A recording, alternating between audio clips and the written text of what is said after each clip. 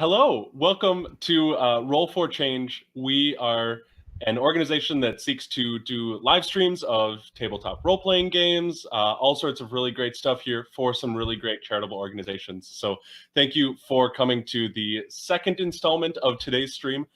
We are going to be raising money for the Children's Defense Fund.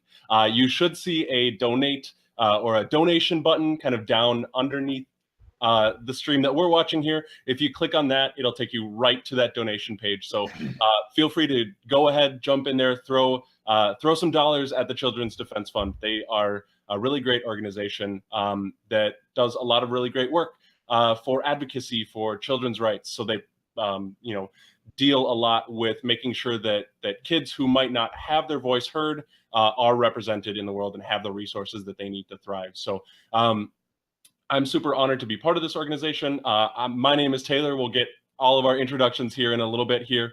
But let's jump in. We are going to be playing Masks, which is my actual favorite role-playing game. Masks is a game about young superheroes. So if you are a fan of Teen Titans, Young Justice, the Young Avengers, all that sort of like young people coming to terms with their powers, themselves and their world, we're going to be playing that kind of story today. So it's pretty apt that we are going to be raising money for the Children's Defense Fund. So like I said, my name is Taylor. I use he and him pronouns. And let's meet the rest of our people here. So let's kind of go clockwise, starting from the top left in the stream. Let's hear from Elle. Oh, hi. I'm Elle. I use Caesar pronouns. I don't know what else you want me to say. Let's go with the name of your super person and let's say the cool powers that they can do. Okay, so I'm playing Illustrious, whose mundane name is Susie Talbot. They use they, them pronouns. Susie's playbook is the Nova, and their ability is Cosmic Energy. And the main things that they can do is shield other people, move within scenes, help other people by overcharging their abilities, and do something called Reality Storm, which can be super dangerous. So we'll see how that goes. Awesome. So we should mention that Masks is a game that uses the Powered by the Apocalypse system. So when we say playbooks, we're talking about the kind of characters that we're going to be playing. We'll talk a little bit more about the rules here because I understand a couple of us. This is our first time playing Masks. So welcome to the game. Masks, like I said, is a fantastic one. So let's meet our next character, who is going to be played by Ray. Hey, I'm Ray. I will be playing Akiva Cohen, who is the Bull. The Bull is all about being strong, being hardy. Specifically, that power manifests with me as the ability to turn my skin into high-density bone armor, which I can do selectively at will in different places, or everywhere. So I'm looking forward to that. It's going to be a lot of fun. What? My main things? Oh, my actual hero name, based on that, being super strong and having skeleton armor, is Skeletalin, because I'm a 14-year-old boy. And yeah, I mean, you can't expect him to have too much imagination. He looked in the mirror and went, yeah, skeletons. Sounds right. That's how it, yeah, so that's his main thing. His main abilities in terms of game mechanics is basically hitting stuff and provoking people, making people annoyed or frustrated, just like a 14-year-old boy.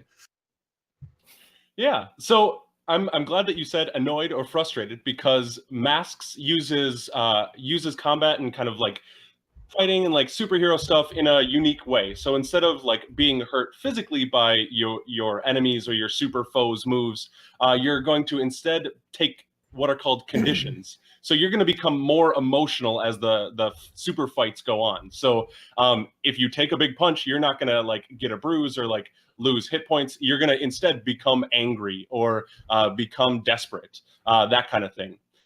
So that is going to bring us down that clock to Jeff. Hey everybody, my name is Jeff Stormer. I use he, him pronouns, and I am playing Eddie Malik, also known as Hack and Slash. Eddie is a 16-year-old boy. He is a beacon of excitement, partially because I'm using the Beacon playbook. Powers, the funny thing about powers is I don't really have any. I've got a cool bow, though, and I got some swords, and those are pretty cool, and I'm pretty good at using them. I've spent a lot of time in extracurriculars, and I am wearing really cool athletic gear with some padding that I kind of stitched to it. I was the president of the Arts and Crafts Club in my freshman year. It was pretty cool. And I'm just really jazzed up to be here. Really happy to be part of the team and to be doing some superhero stuff. I already love Eddie more than I love like anyone else in the whole world.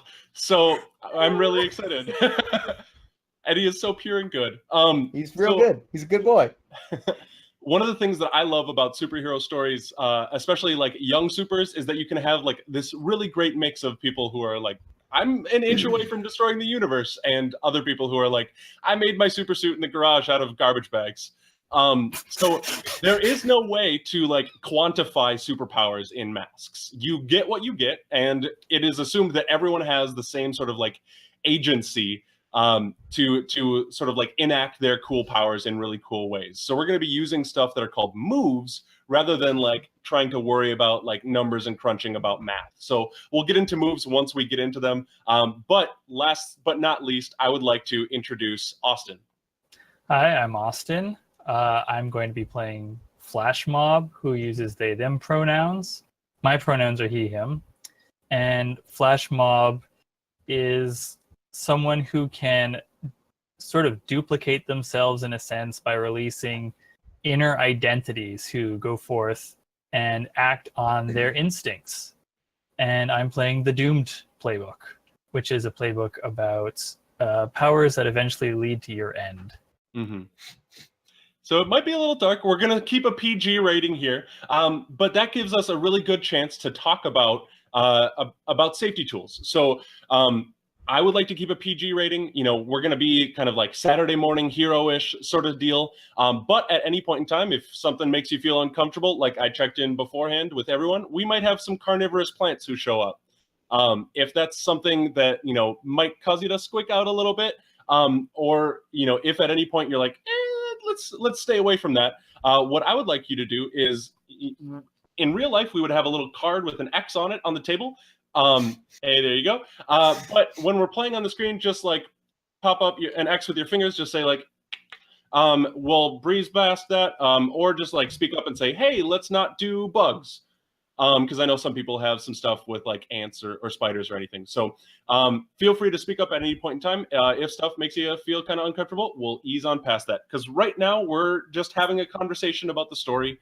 We're going to be talking about like some what ifs, and we're just going to be kind of having fun. And that's the point of today's stream. So without further ado, let's jump into the fun. I'm going to do one more reminder that people can check out the donation link below to pop on some money over to the Children's Defense Fund. So our first game for this evening's stream managed to raise $290 for that organization, which is fantastic. Let's give a quick round of applause for those folks. And let's playing Ghostbusters, no less. I timed it right. So, yeah, definitely you can go to twitch.tv, roll4change.org/donate, says the chat. So please do that, or follow the link below.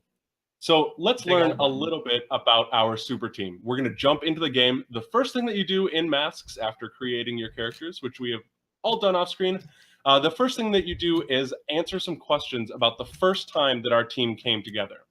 So we are assumed to be kind of a super team. We all know each other. We all work decently well together. But let's learn about the first time that we came together. So I would like for the Bull, Skeletalin, the last time that you guys fought, you defeated a dangerous enemy. Who or what was it?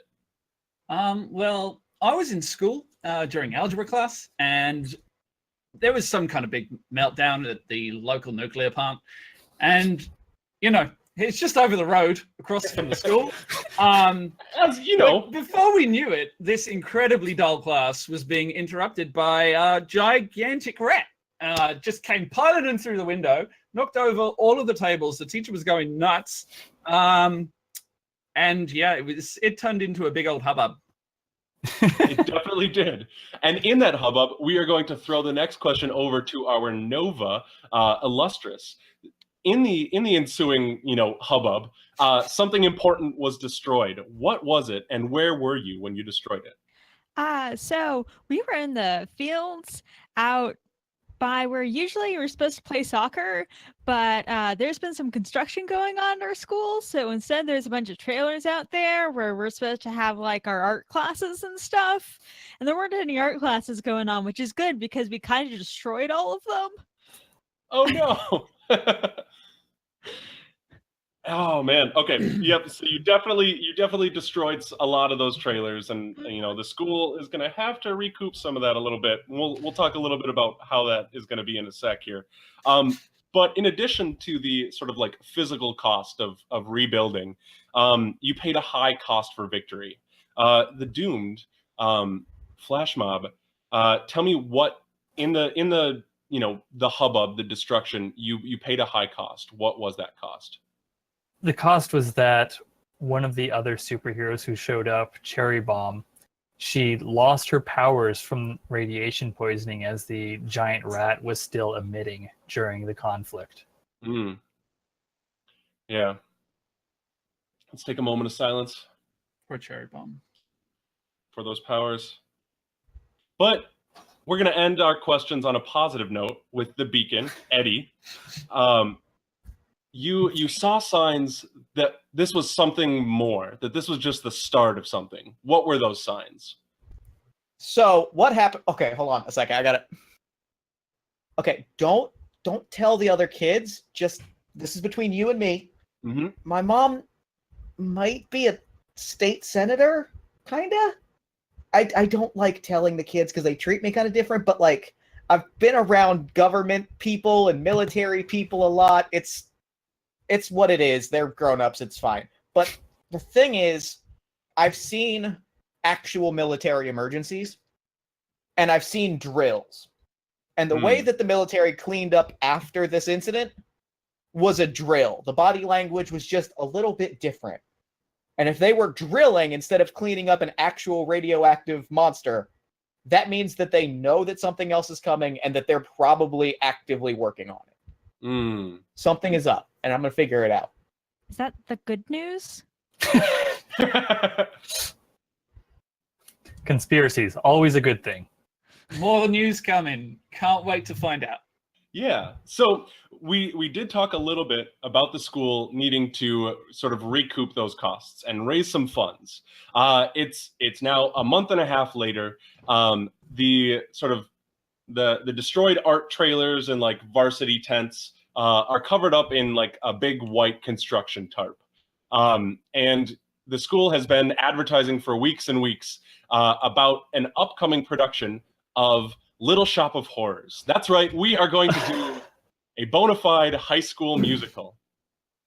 And the four of you have been cast as various different parts. Flash Mob, you are cast as the chorus because obviously I'm all of them. Yep, you are the entire chorus. Eddie, you've been cast as Seymour, with your beaming optimism being the natural choice for that Sure. titular role. And then plus this is like my third theater production, so like I get it. Illustrious, you were cast as kind of a variety of different characters. So you were the person who sticks their head in the door and just, my, what a strange and attractive, unusual plant. And just kind of whoever they need. So I'm background characters 3, 4, 5, and 8. Yep. Additionally, when you're not on stage, you are running back and forth up to the light booth because you are putting your cosmic energy to good use, manipulating all the the spotlights and everything, making sure that everyone's cues. And then Skeletalin, you were charged with playing kind of two major characters, and it's been very difficult for you. The school decided to do this in sort of like a half costume on one side, half costume on the other. You're playing Audrey, and you are playing Mr. Mishnik. So it's got that sort of like suit blazer on one side, kind of flowing dress on the other. That is that Shakespearean sort of like cliche. Right. And it's opening night tonight. You're all excited, and you kind of gather backstage, and you've all got stage fright going on. With that in mind, and knowing the stakes for this, you have to perform well. Otherwise, the school isn't going to have enough money to repair the damage from that horrible radioactive rat. What do you do to sort of get into the mind space before you go on stage? Skeletalin is definitely just running back and forwards, pacing, and every now and again they just try to find Flash Mob because they're like, Flash Mob, look, I don't know why I agreed to this. I really don't. Like, I've never done this kind of thing before. I'm trying to lay low. Why am I going on stage? Why am I? Oh God, Lord. Because you're trying to do right by the school. That's why you're going on stage. I mean, you knocked over a couple of those trailers yourself.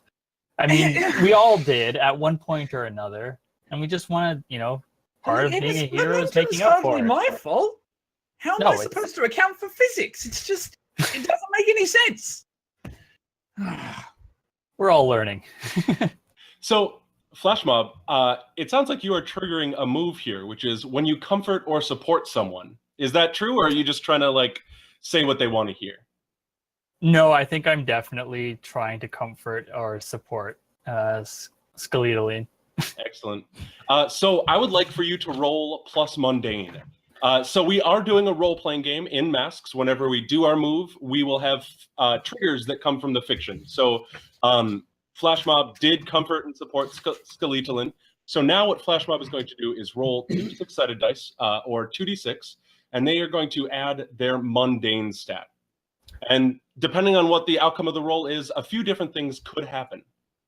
So I got a 6, but luckily I have +1 mundane, so that gives me a partial success. Yes. So generally on a 6- in masks, something that you might not want to happen will happen. So either the story is going to get complicated, something could escalate, or you just fail at what you're trying to do. On a 7 to 9, we'll have what's called a mixed success. So on a mixed success for comfort or support, nothing really bad happens. So on a hit, which is that 7 to 9 mark, they hear you. So Skeletalin, you hear what Flash Mob is saying. So you can either mark potential, which is like the experience points for masks. You can clear a condition, which right now we don't really have. Or you can shift labels if you open up to Flash Mob. So labels are our stats, like mundane or weird. So if you wanted to, you could shift one label up and one label down. I think Flash Mob's one of the only people that actually has influence over Skeletalin. So he's just gonna stand there and take what they're saying on board and just be like, "You really think I can do this? Absolutely. I can do this. I've got it. I don't know how. They should have cast you 2 people. They want me to play 2. Like, it's in your nature. Just so is being the chorus. Yeah. All right, I'll do it. You've got this. I know you've got my back. So, and I'm in that one. I'm going to increase mundane because now I think I'm a little plainer, and potentially slightly less in the freak department. So I'm just gonna track this by having dice on my sheet and move them around that way. Rather than writing and covering it all in. Yeah. Cool. Yeah. So actually, you know what? I'm going to lower superior, and I'm gonna increase mundane. Okay. So maybe I am just ordinary. Yeah, maybe. So labels are more than just what you can do with your powers or your moves. They're also how the world sees you and how you see the world. So in this moment, you are realizing that you might be a little bit more down to earth or a little bit more human, but at the cost of feeling, superior to others, which could be a good thing. It might not be, but we'll see. So we are all ready. We all steel ourselves, and the music starts to play. And the play is pretty great. I would like for everyone to jump in. We are going to treat this as if we were joining combat against a dangerous enemy. We're all working together as a team. We're going to make this production what it is. So we are going to roll team. Not roll team. We're going to decide our team. So we are going to start with a team of 2, and we're going to ask some questions. So the first question that I'm going to ask is, who do you think is the leader of this play? Eddie. Yeah, I was going to Yeah, say I Eddie think too. it's me. I think Absolutely. I have been pulling together crew members backstage for about 2 hours because the thing is, I audited a mindfulness course at the local university last summer. My mom got me in. It was kind of got to take extracurriculars. It's kind of my whole deal. And so I've been like gathering people and doing mindfulness exercises and calming people, giving motivational speeches for about the last 2 hours. Okay, I love it. Where were you when I needed you, Eddie? I would like now to ask the question, does the leader have influence over every teammate? So we kind of skipped over influence. Influence is a way to sort of show literally influence over some other person. It means that you care about what they do, like what they say about you, what they think. You can give influence to anyone at any point in time. So we could just say, yeah, Eddie has influence over everyone. But there's some questions on everyone's playbook that might ask you to assign influence to start. So, does Eddie have influence over everyone? Eddie has influence over Nova because everybody has influence. Influence over Susie because everybody has influence over Susie. No one except for the Nova and the Doomed have influence. So over... God, there are so many new names. So Illustrious, only Illustrious and Flash Mob have influence over Skeletalon at this point in time. Okay, so that might be a no. So we're still at 2. Does everyone have the same purpose for this? To put on a good Put show. on a great show. To help the school out and raise them bucks. So we now have 3 points in the team. So does anyone mistrust Eddie? No, he seems like he's got it together. He's a good kid. Unfortunately, I think that I'm a little. I think I'm concerned that Eddie might be a little self-concerned in this production, and is maybe not paying as much attention to the entire cast and crew as he thinks he is. So I think that I mistrust Eddie, unfortunately. All right. Yeah, very fair. So we're back down to 2 in our team pool. And then the final question that I'm going to ask for team is, are you ill-prepared or off balance? I'm not prepared. But I'm not now. Okay. I mean, So I was off balance, but I am no longer off balance. Okay.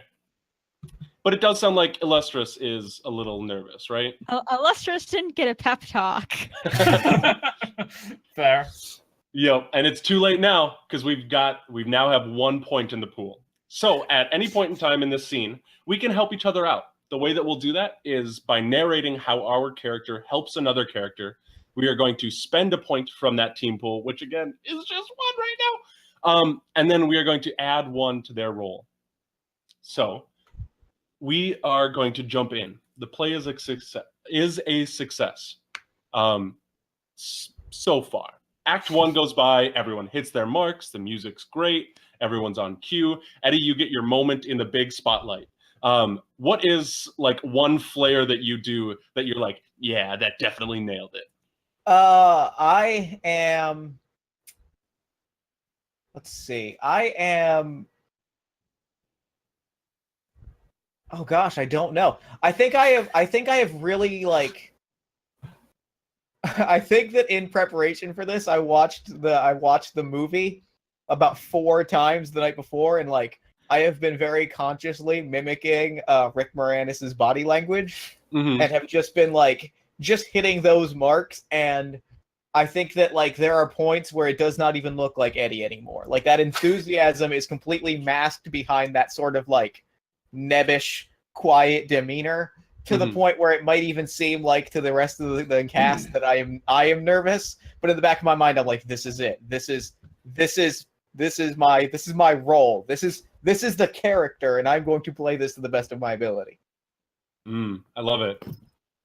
And then Flash Mob, how many times do you have to split to cover the chorus?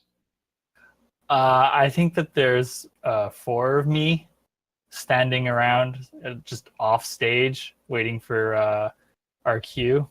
Mhm. So Have you split to 4 before, or is this kind of a stretch? I think that I think the most I've ever split was to a dozen, Okay. but that was definitely a strain. I think 4 is probably like a pretty comfortable amount. Mhm. I think when I'm like in my sanctuary relaxing, there's usually like 3 or 4 of us hanging out together. Okay. I like that. Cool. So we are going to avoid a roll on that one. And Act 1 passes by just well. Audrey 2, the plant. I don't know if people are familiar. You might not be. Little Shop of Horrors is about a small little florist shop on Skid Row where a young man named Seymour makes some deals to get a plant to grow. That little plant has now grown up in Act 2 as we start and is now quite large. And Act 2 kind of gets going. The music's a little darker in this time. You know, we're reaching some of the climaxes of the plot. And the plant eats the first person in the story. You know, we've said goodbye to our sadistic dentist who's, you know, been terrorizing that nice little Audrey character. And as that person gets kind of clomped down into the animatronic plant that you have on stage, you actually hear some kind of scary yelps of real pain from that person.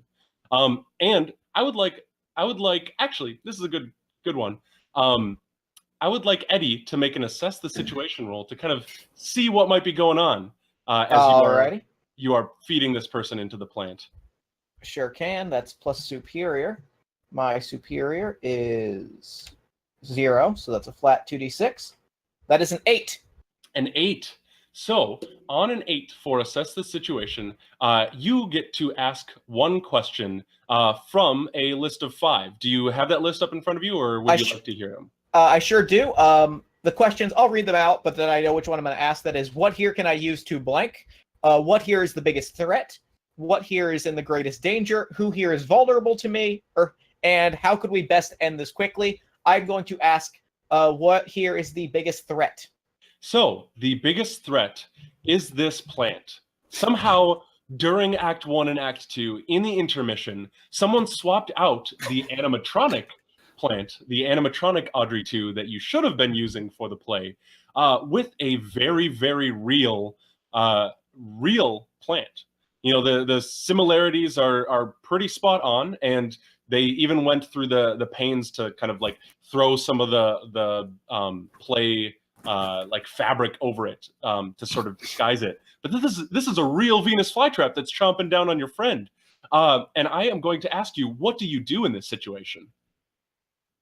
Well, the nice thing is, if I remember correctly, Audrey is half real plant and half my good buddy Skeletoline. So I am going to quietly, like, make my way over, not necessarily missing my mark, but like in the midst of a dance number, maybe like kick the Skeletoline half of Audrey and like whisper like, we have a problem. We have a problem to your left, live plant, and then like spin back around because I don't want anyone getting scared. I want to maintain the performance, but I want to make sure that my team knows, hey, we have a problem to deal with. Yeah. And as that's happening, as I am dancing, you know, there's maybe a brief flourish where I like look through the audience and see if there's anyone suspicious. Maybe I look through the crowd. Maybe I look through the rafters and make sure that Illustrious is where they need to be. I'm just trying to scope out the situation. Specifically, I am straight up creeping. Ooh, okay. So make me that. What is straight up creeping? Because it is a move that is specific to the beacon. Yes, straight up creeping is when I scope out a person or place, I roll plus mundane. On a 10 plus, I ask 2. On a 7 to 9, I ask 1. All right. So I would like you to roll mundane for me. And while you're rolling, I would just love to commendate you on the show must go on showmanship of like, hey, my buddy's being munched down, but I'm gonna still make my mark. Everything's gonna be great. You know, we've got I'm this. really happy to be here. Is the thing. Yeah. I'm really happy to be on stage. Yeah, I love that you're really happy to be here. So tell me what you got on that mundane roll. That is a 7 plus 2 is 9. So that is a 9. That is, I'm going to ask one question from the following list. What's my best way in or out? What happened here recently? What here is worth grabbing? Who or what here is not what they seem? Or whose place is this? I'm going to ask what happened here recently. Excellent. So I would also like to let you know that since you are the leader of the team, you can use team in kind of a weird way. So instead of spending a point of team, you can actually mark a condition to gain the effects of the team without using that point. But it means that you mark a condition. I think I'm going to... And since you're on a 9, I'm just bringing that up now, because if you do that, you could bump that up to a 10 to get another question. I think I'm going to mark... angry. Yeah, this is your moment. This is my moment, but it's also the school's moment, and it's also my friend's moment. I know how hard everyone has worked, and I am so proud of everyone on this stage and everyone backstage, and someone is trying to take that from me and trying to take that from all of us, and now we're not even going to have varsity tents for the summer. Come on. That's not fair. It isn't. So I'm going to figure out, I'm going to get to the bottom of this, and I'm going to kick some butt. So I'm going to mark angry, and I'm going to take the team's +1, which I believe is the effective team, correct? You don't get, or yes, you do get the +1 for team. Yes. So I'm going to mark angry, take a +1, and ask 2 questions. And I'm going to ask what happened here recently, and who or what here is not what they seem. So I'm going to answer both of these questions with one answer. Nice. And as you kind of scan the crowd, you definitely see your mom in the audience. She's there. She wouldn't miss it for the world. She's there to support you. But and this is something that you've been over many times, we don't want her campaign to be impacted with the knowledge that she's the mother to a superhero. Plus or minus, that's not something that you really want to get into on the campaign trail. And as we all know, it is an election year. It is an election year. It's always an election year. So she's kind of sitting up in the back, and you recognize a couple people that are near her. They're dressed in street clothes, but you can tell from their faces and from the furtive glances that they give both you and your mother that they are some people from her opponent's campaign group. And so you kind of look down and look across the stage, and you see a little tuft of wool that is on one of the set dressings, maybe a loose nail tore it off a sweater, and you look back up against the potential saboteurs, and you notice that one of them has a little scratch in their sweater. Okay. And with that knowledge, what do you do? Where are we in the scene? Where are we in Act 2? So in Act 2, you've fed the dentist to the plant. Your friend, by the way, is still kicking and like yelling. This is not a very comfortable situation for them. But it's kind of muffled now, so the plant's just kind of sitting there, just like maybe like moving around a little bit. Every once in a while, you see like a little like whoop, as like a punch or a kick comes out. But the lights have kind of gone down at this point. We've got the stagehands moving in new furniture. All right. The second the stagehands start moving around, I am going to drop all illusions and start like giving orders to the team. Skeleton, plant. I don't know the situation. That thing is alive, and that thing is a problem. Flash mob. There are saboteurs here. I can't get into the details. Just you have to trust me on this. This is bad news. They're probably the people that put the plant there. Illustrious, if you can get eyes on the situation from above and try to isolate anybody that makes a move. I did notice that there's a state senator in the audience, and that seems prominent, and she might be a target, just kind of guessing. Does that sound like a plan to everybody? Oh god, I hope that sounds like a plan to everybody. I hope I'm not stepping out of bounds. I don't think you've actually given me a task. You've just told me there's a problem. Oh, if you could move on the saboteurs, there's more, there could be more of you than there are of them. They're gonna, if they make a move, I want flash mobs on them. I have to get changed and gear up because this might escalate. Did you tell me to do anything? You're in the rafters, correct? I'm moving back and forth between the rafters and being on stage. Okay, cool. Then you and Skeletoline take on the plant. Flash mob can take the I'll spread out saboteurs. through the crowd. Yeah, that's fantastic. I'm gonna go get some gear.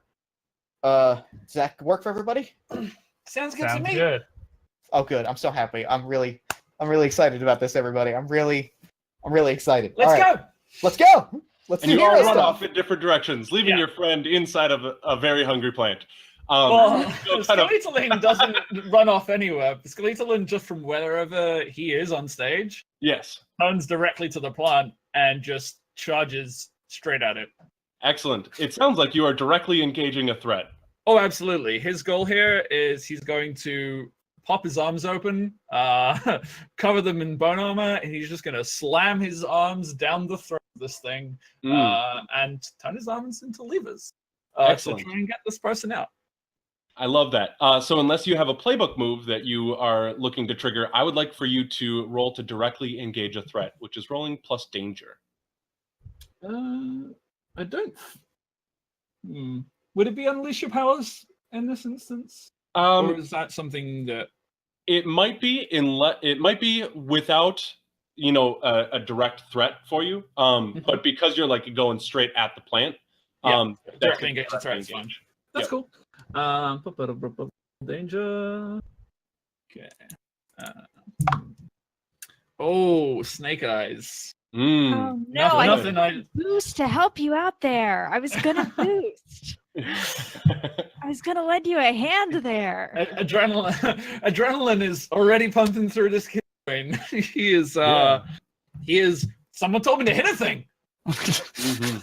Yes, I can So, do this. you Flash mob, can. that's great. It's great. And as always, you run in without checking on the team. So whenever a character rolls a 6-, me as the storyteller or as the GM, I have a list of cool moves that I can make sort of against you or to make the story more interesting. We are going to do that right now. Remind me again who your love is. And love is a special character relation with the Bull playbook. At the moment, the flash mob is my love. And it doesn't have to be like Yeah, it's a romantic love or platonic anything. thing. Yeah, it's like really strong friendship. So Flash Mob, you start taking a couple steps, and you trip on something, and you land on your knees really, really hard. And as you kind of like turn and look around, you see wrapping around your ankle is a thick vine that is broken up through the stage, and it is holding you down in place, and it's starting to constrict on your leg. And I'm going to have you roll to take a powerful blow. Oof. Okay. Open your mouth, you damn! I got a 7. All right. So it sounds actually illustrious. Did you? Are you looking to jump in here? Yeah, I have if I charge up my powers, I can do a shielding thing where I call up a fast protective field to stop a danger. Very cool. This danger is as a direct result of My failure. of Skeletoline's All right. failure. So, I'll let hold you, off on that. Yeah, we'll come directly to you to activate your burn in a second.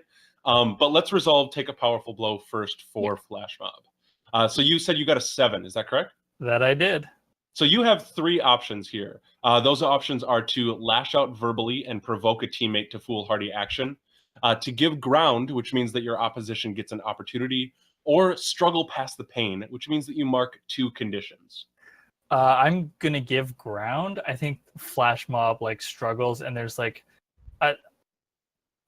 a couple of their selves that sort of push out from them trying to escape, but all the selves still have their ankle grabbed by this thing, and so they sort of snap back together. Yeah. And that moment gives the creature an opportunity.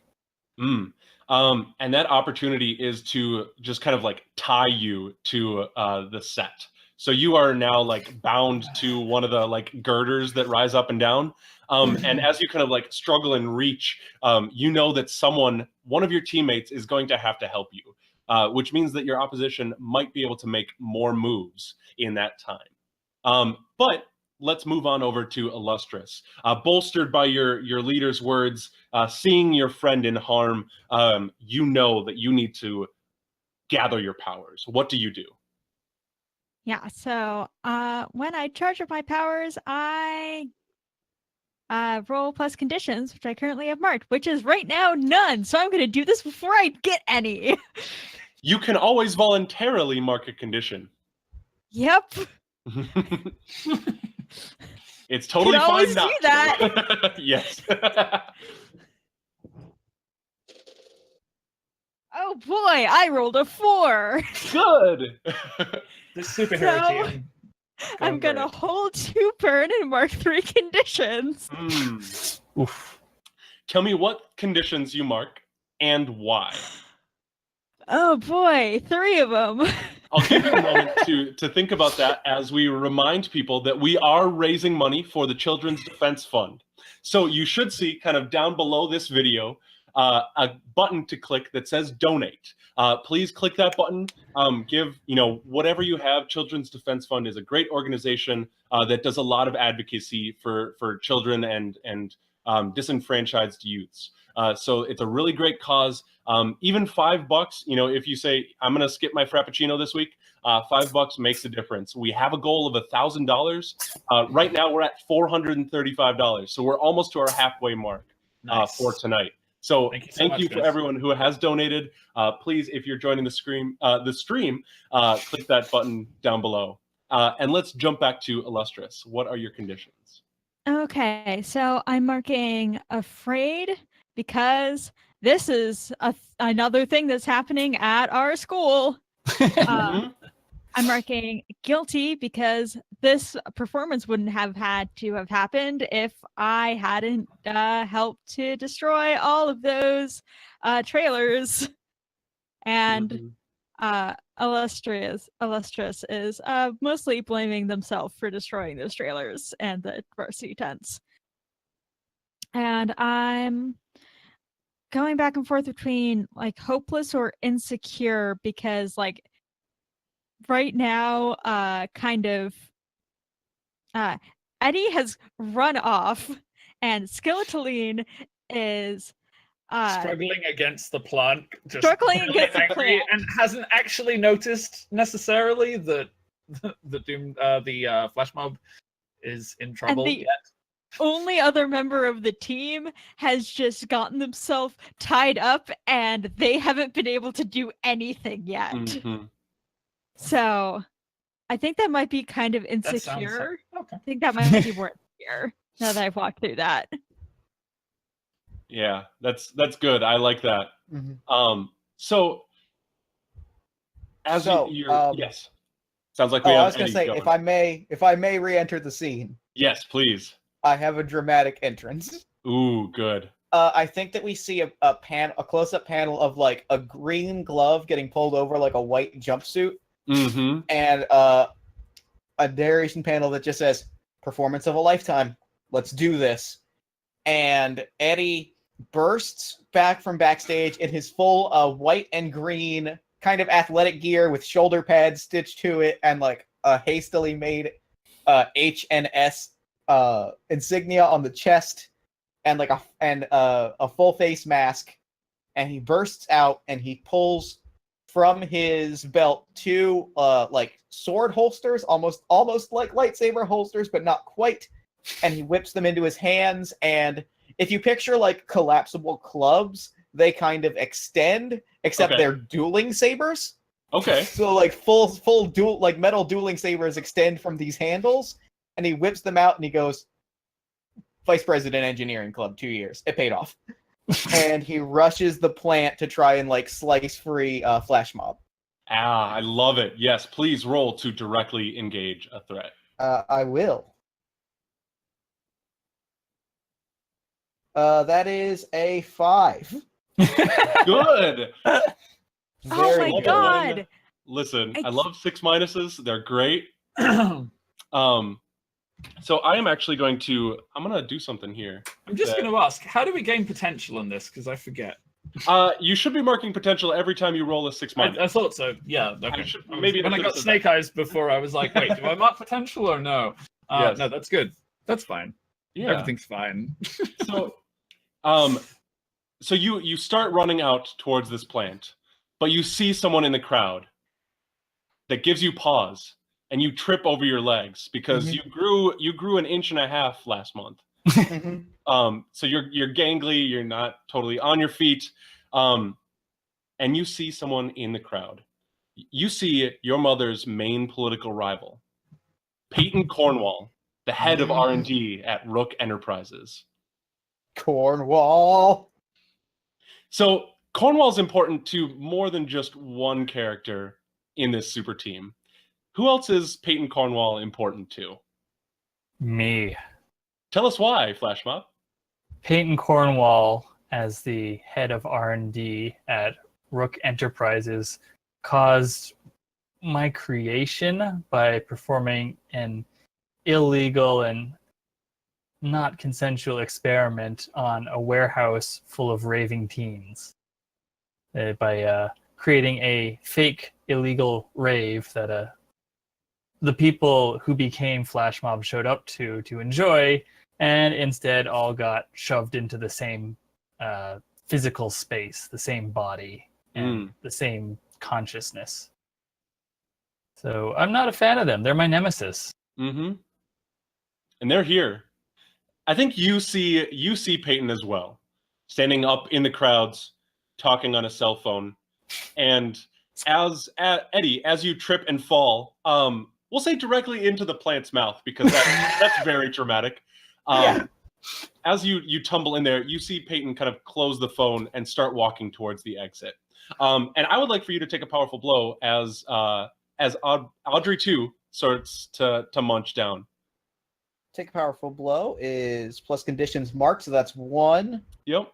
And as you're rolling, I would just like to mention that we have hit $510 on our stream. We are more than 50% of the way there. So thank you, everyone. Nice. That is a 3 plus 1 is 4. Good. Can we get a donation every time we fail? Please. I will sacrifice the potential I should be marking if you donate instead. So that is well, on a take a powerful blow, a 4 is almost as good as I can get because on a miss, I stand strong, mark potential as normal, and say how I weather the blow. Let's see. I am in the mouth of this giant plant creature. Let me mark potential real quick so I don't forget. And I'm still standing there trying to wrench its mouth open.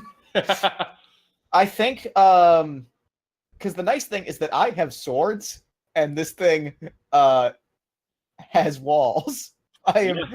So I think what happens is it's a little gross, but like blades kind of pop out of the side and just like slice me free, and I kind of shove out, and I'm covered in goo, and I'm just like, all right, no, that was pretty cool, guys. Everybody, that was pretty cool. So, Illustrious.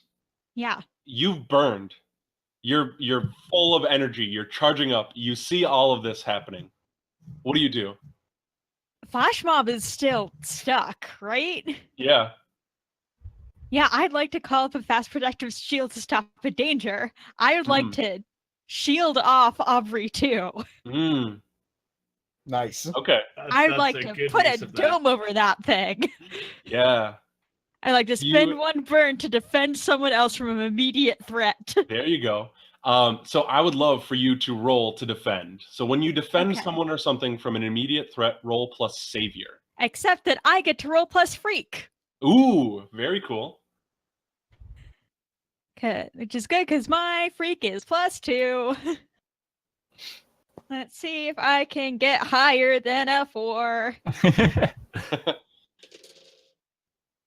Oh, hell yeah. I got 4 + 3 + 2. That's That's a 9. a 9.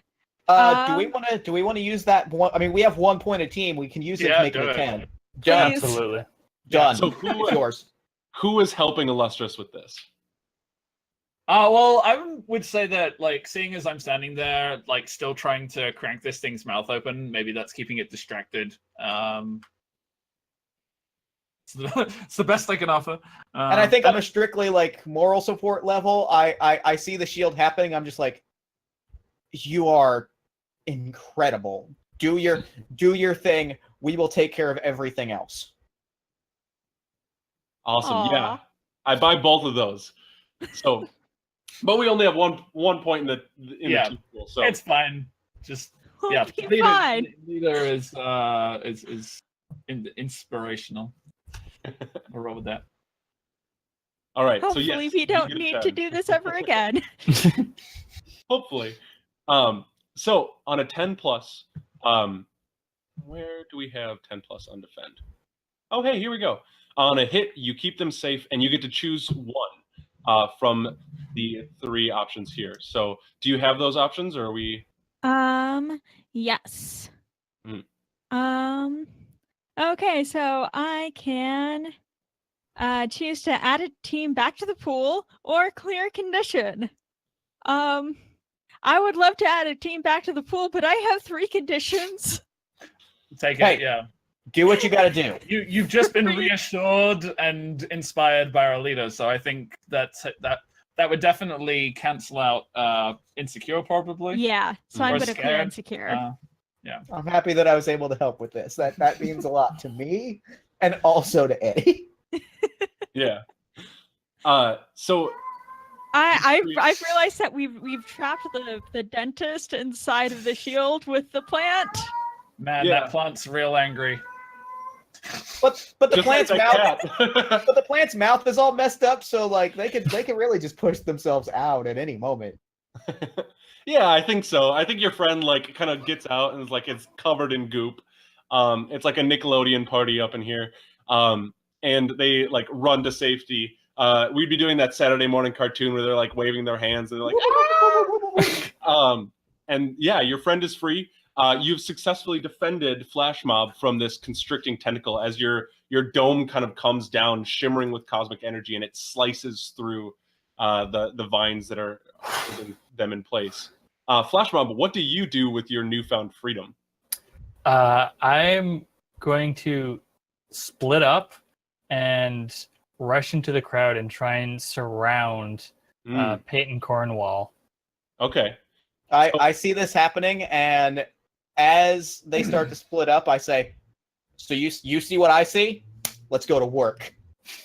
And I'm gonna run alongside them. I'm gonna sheath my swords and take out my bow and arrow and my trick arrow, my bola arrow, because that's a classic trick arrow. Yeah. Mm-hmm. So, Flash Mob, does Eddie have influence over you? I don't think so. Okay. Oh wait, no, yes, he does. I'm just not aware of it because I give influence to people I think who would be helpful in my situation, and I think that Eddie's government connection would be helpful to me. Obviously, I don't know about the connection, but it exists. Yeah. So he does have influence over me. So, Eddie, it sounds like you are trying to say to Flash Mob, you got this, you are capable. Is that true? Yes, absolutely. So, Flash Mob, if you accept what Eddie says, or reject what Eddie says, I would like you to kind of tell me kind of how you feel about Eddie's bolstering words.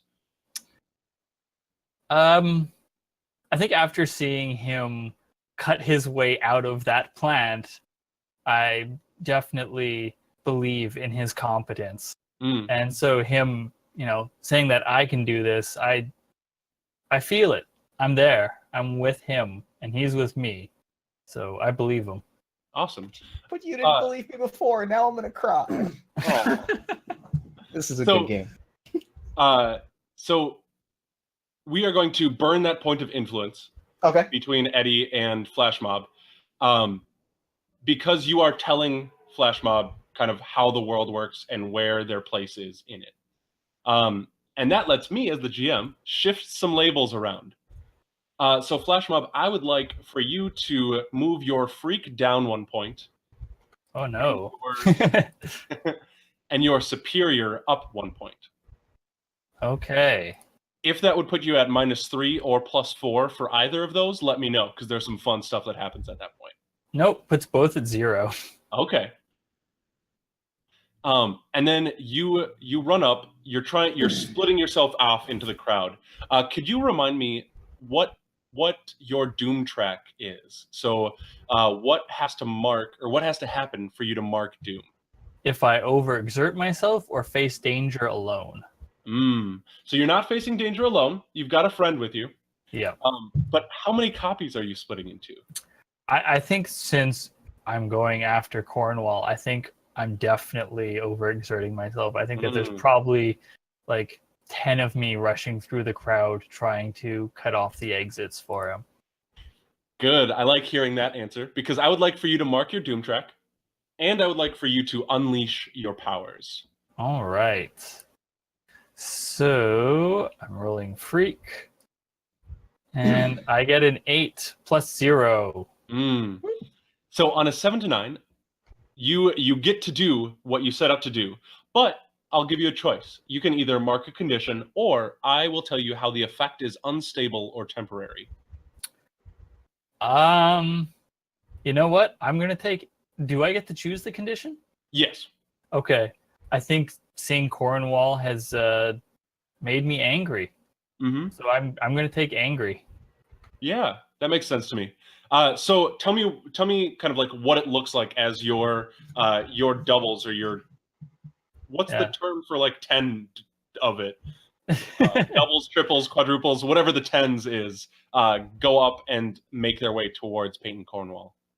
So as I'm dropped to the ground from the vines that encased me, I then hop off the stage, and as I hop off,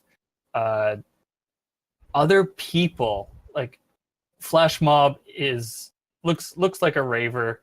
They've got on bandana over their face and one over their hair, exposing only their eyes. They've got on this long trench coat and a crop top and platform boots that go up to their like thighs, and black jeans on under that. And as they jump down, they split off, and each self that splits off looks slightly different, as slightly well, each of them is a different self. Each has their own identity, and each is one of the teens who was forced into becoming Flash Mob. And so this crowd of raver teens spreads out and rushes through the aisles. I love that. Yeah. And you get up and you surround Peyton Cornwall. I think there's a lull in the action here, as Audrey 2 is kind of banging against this cosmic energy, not quite able to get out of this bubble field, and you have Peyton Cornwall surrounded. People have been evacuating. Yes, Eddie. Two things. This might mean two things have happened. Yes. So as the beacon, I have 4 drives marked at the start of play. Yes. And I think I may have just marked 2 of them. Okay. Tell me which 2. I have earned the respect of a hero I admire, which one of my relationships is that I have to prove myself to Flash Mob before I can feel like a real hero. Okay. And also, if we, it might not have come up yet, but if we have Audrey contained, I do eventually have to lead the team successfully in battle. So Okay. I've got at least one of them marked off, I think, if you would agree with that, and one of them might be marked off soon. So the cool thing about your drives is they are at your discretion for what they mean for you and your personal journey. So if you feel like you've marked 2, then you marked 2, and no one can say otherwise but you. I am going to mark 2 then. I'm going to mark lead the team successfully in battle and earn the respect of a hero I admire. Mm-hmm. Because I admire Flash Mob. I think they're pretty great. Yeah. So, and instead, I am going to mark. Let's see. I'm going to mark punch someone I probably shouldn't, and take down a threat all on my own. ooh, okay. And so as people are kind of like evacuating out of this high school auditorium, you see your mother kind of be escorted out by her bodyguard, and she kind of gives a furtive glance over her shoulder to like see that you're okay. But throw some thumbs up, like, huh? Yep, way to keep it quiet.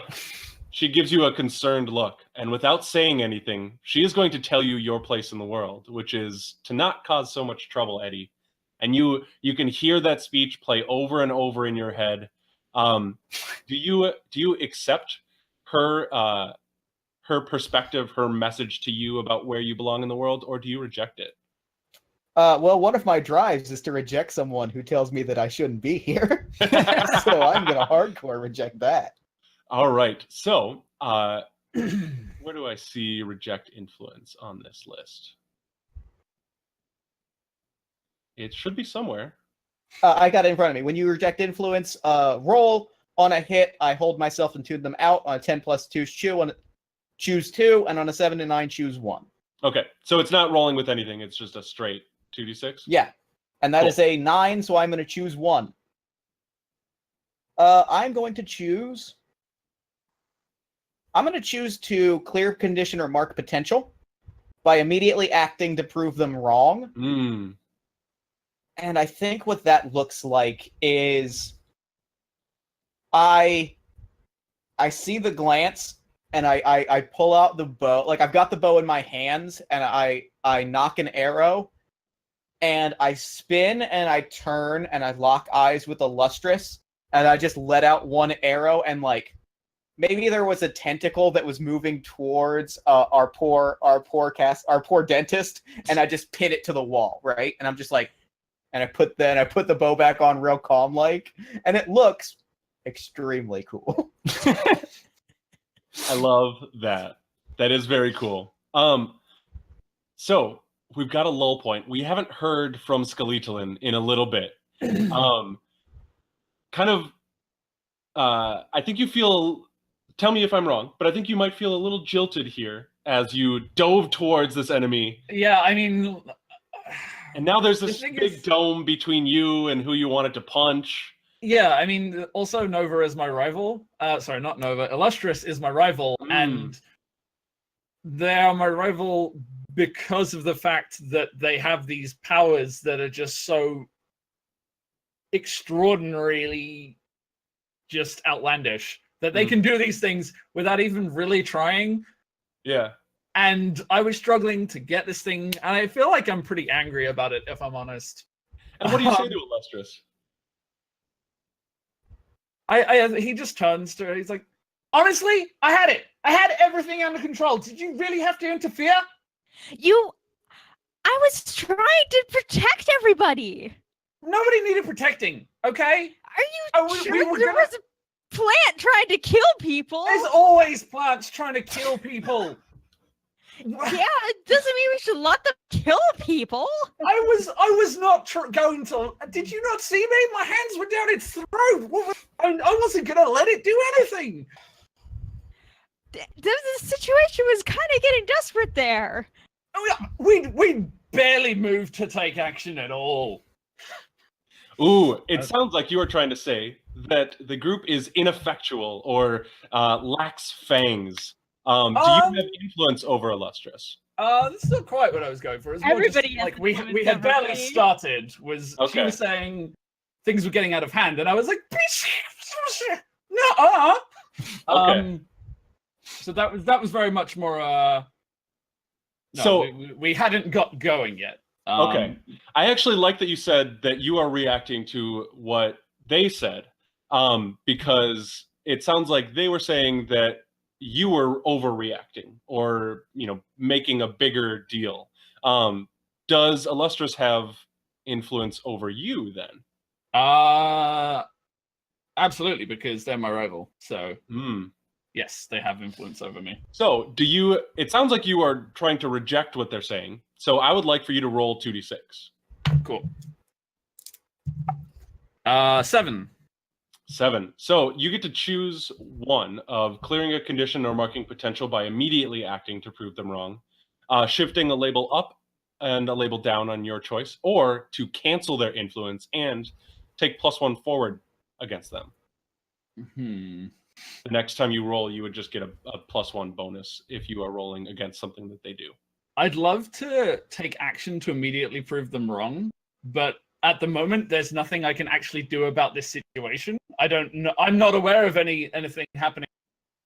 Like, I know that there are intruders or conspirators, but I don't know anything about those people. And as far as I was aware, the threat was the plant, and now I can't do anything about the plant because there's a big old force field in the way. So, since when have force fields stopped your punches, or like?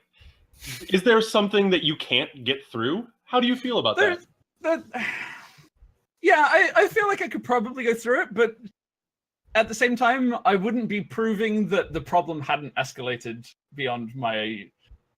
No, I think I might be, actually. Yeah, I think if I were to try and charge the field, that would probably prove that it hadn't escalated beyond my abilities, right? Yeah. That's probably what he would do. He's looking around, but like, we hadn't even got started. Look, and he just, he's gonna dive headfirst. Literally swan dive. Yeah, this definitely sounds like you are unleashing your powers to overcome an obstacle, which is literally the exact text for this move. Can I also make myself angry? Because I feel like I was pretty angry in that. Oh yeah, definitely. Okay, please feel free to mark whatever conditions you might want to. This goes to everyone. I am absolutely angry because in this instance, I'm pretty thin-skinned, and I have been shown up. So I will be taking 1 ongoing to unleashing my powers. I love that irony, by the way. What's that? Your character being thin-skinned. Uh-huh. Yeah, exactly. Like, I have incredibly thick, dense skin, but I am very thin-skinned. So just unleash your powers. While you look for that, we did have a challenge that was called out in chat. So if someone donates $100 or more, we will have a fight against a gazebo. We'll make that happen. A deadly gazebo? Okay. A deadly gazebo. Also, something I should point out. Oh, sorry. Something real quick that I should point out is I got to 5 potential, and I am marking off my moment of truth. Yes. Okay. We'll see what a moment of truth is in a little bit.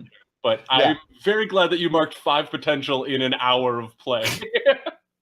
Look, I hit a lot of drives. Potential. I hit a lot of drives. So, in addition to being incredibly thin-skinned, in this particular instance, I am trying to defy physics. Because when I unleash my powers, I can roll danger instead of freak. That's what I was trying to work out. So that's an 8 plus 2. So that is a 10. Yes. That's you can't get much. I mean, you can get much better than that with an 11 or 12, but 10 is our cap for unleashing your powers. So you do it. It's really cool. Tell me what it looks like and how you impress everyone around you. So midway through yelling, I'm just screaming, look, we didn't even get started. I had it under control. Look. And I flip back to the power shield and I swan dive through it. I slam my hands together, and as I've said, well, I didn't say it on stream yet, but the bone armor can be shaped. And I turn it into a snowplow style shape around my hands as I dive through this thing and just burst out the back of it. I don't know how many people are paying attention because they're all flooding around, but Illustrious definitely sees it. And we'll get one quick reaction shot from Illustrious, but then I think we have a pressing senatorial candidate who we need to interrogate. So Illustrious, what is the expression on your face as you are, reacting to this? I think Illustrious kind of like takes a step back, and you know how it's like getting shocked by something when you build up a bunch of static electricity because a bunch of their like cosmic energies were stored in that force field. And now that force field just got broken really suddenly by some 14-year-old punk with bone arms. Yeah, And all just got zapped back into them. I love it. Oh, I should also point out that I am obviously now wearing my mask. So I definitely have the beautiful mask to ball style mask going on. There's like bone feathers coming out of it. I love that. Flash Mob and Eddie, you have Peyton Cornwall surrounded. He doesn't seem very concerned. He kind of slowly puts his cell phone away. I don't know why I'm going like this, like it's a flip phone. Because it's the 90s that we're playing in? Like, no, even better. It's a flip phone, but it's like 2 iPhones on a hinge. Like oh 2 god, I hate smartphones. this guy. He's That's so how rich obnoxious. he is. He has 2 smartphones on a hinge. He's had it custom Cornwall. sealed together. All right. What One of my selves comes up behind, or 2 of my selves come up behind him and grab each of his arms. And the one in front of him, I step forward and I say, "What are you doing with this plant? It wasn't there first act, but it is now." Plant? I'm not Yeah. sure what you're talking about. The monstrosity on stage. What are you doing? What tricks are you up to? It sounds like you're trying to pierce someone's mask to see the person beneath. Yeah. And I would like for you to roll with mundane. Okay. Nice. 12 plus 1. Ah, excellent. So you get to ask 3 of the 5 questions that are available to you. Okay. Well, the first one I'm definitely going to ask is, what are you really planning? So you ask, what are you really planning? And he says, oh, it's nothing. And he looks around, and you look around as well, and you see the auditorium is pretty empty. There's maybe like 1 or 2 more people who are like standing huddled, but then it's like you, your team, and Peyton Cornwall. And he says, no one will ever believe you if you tell anyone, but I really want to be senator. There's a lot that I can do for, this is me being a poor GM. I've forgotten the name of this horrible megacorp. Is it Rook Enterprises? Rook Enterprises. There's a lot that I can do for Rook Enterprises if I held a political seat. I don't care about what Rook Enterprises does so long as it's not illegal, like what you did to me. I couldn't tell you what that might be. I have no clue. And he smiles like a really a grin that you really want to punch.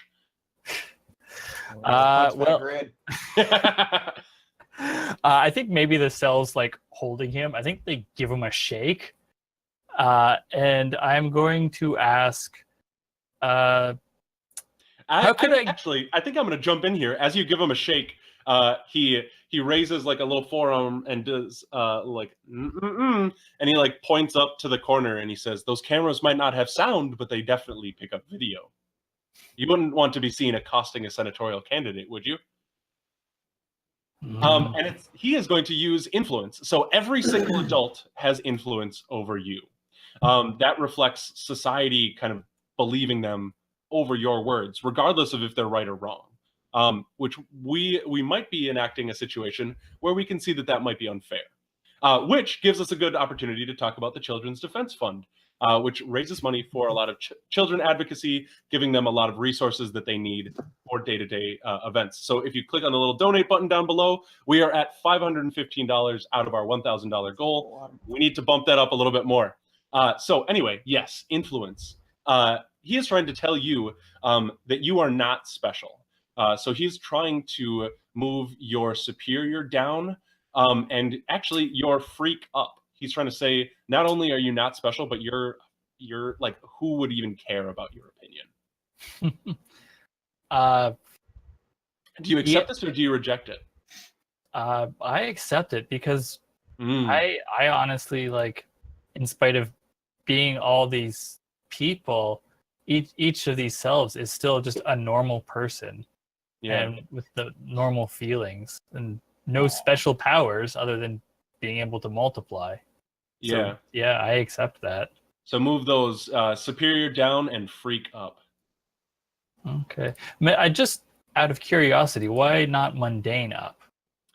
I don't think he's trying to say that you're normal. He's just trying to say that you're not powerful. Okay. All right. So yeah, I look at him and I shake my head slowly and I say to him, I don't care about being special. Mm, I want a normal life, but I'm here because of you. And I want to use one of my holds to know how I could gain influence over him. yeah.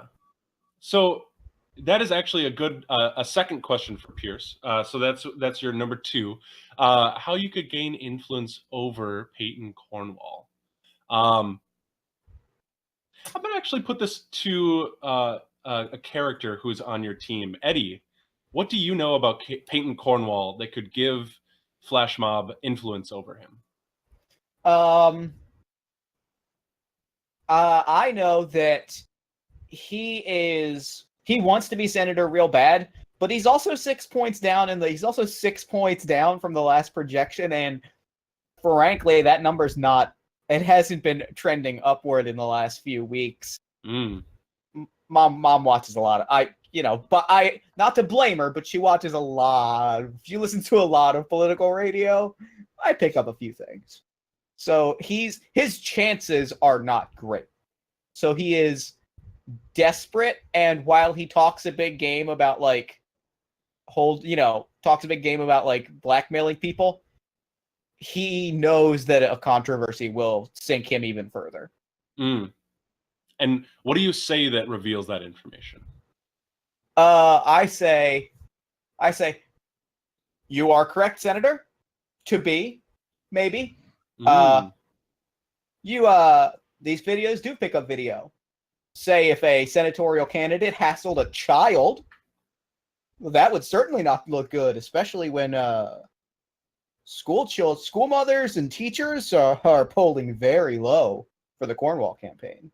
But what would I know? so that is beautiful. I love that. I'm on the fence about whether that might be directly engaging this threat. I could see that if you wanted to make that call. The thing that makes me hesitant is that I don't know if you're being very direct. No, I Could be feel like he's provoke. skirting around. Yeah, it would definitely be more provoke for sure. Yeah, so we'll get to your last question on Pierce the Mask here in a moment, Flash Mob. But Eddie, I'd like for you to say what you're trying to get Peyton Cornwall to do, and then roll plus superior. I want him to break. I want him to get nervous and slip up. I know he's got an ego, and I want that ego to cause a problem for him. And I figure if I bruise it just a little bit, it'll push him over the edge. Okay. And I'm going to roll plus superior. Yep. That is a 7 plus 2 is 9. So again, you are the leader. You could mark a condition to make that a 10. I think I'm going to do exactly that. And I think I'm going to mark... After this, I think I'm going to mark guilty. I'm going to mark guilty because... I just ignored Mom. She told me not to get involved. Like, it's not fair of me to get into Mom's game when I'm not letting her get into my game. That's not fair, and I feel that. She doesn't even want you involved in your game. Right. Well, that's what I mean. She was trying to step into my world, and I rejected her. It's not fair of me to step into her world. So I'm going to mark guilty, but I'm going to take that 10 on provoke. Yeah. So you can see him start to sweat. And really importantly, his phone starts ringing in his pocket. And he starts to reach to grab for it, looks up at the camera, and then puts his hand down. And it's still ringing. And Flashmob, you have one more question. Yeah. You're gonna take that call. And How actually, could- go ahead and take influence, I think. Okay. I'm going to ask, how could I get him to leave civilians alone? I might encourage you to rephrase that question to make it a little bit more specific. Because civilians as a general, I think the answer to that might be impossible for your means. But how about minors? Mm. Is that specific enough, or do I need to get more specific? Let's really try and narrow that. So if you're trying to say like maybe how could I get your character to leave the school alone? Because like let's really get to the meat of like what you're trying to get him to do. Okay.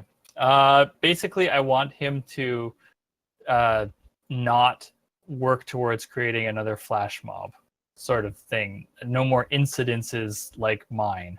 Okay. So maybe how could I get your character to halt experimentation? That's good by me. Yep. So that is a very good question. Actually, that's good. So I think maybe you see how nervous he is, and his vision kind of like glances at each one of you, just over and over and over. And his phone is still ringing. And you can tell that his political career might be more important to him in this moment than any immediate sort of like corporate gains or research gains. All right.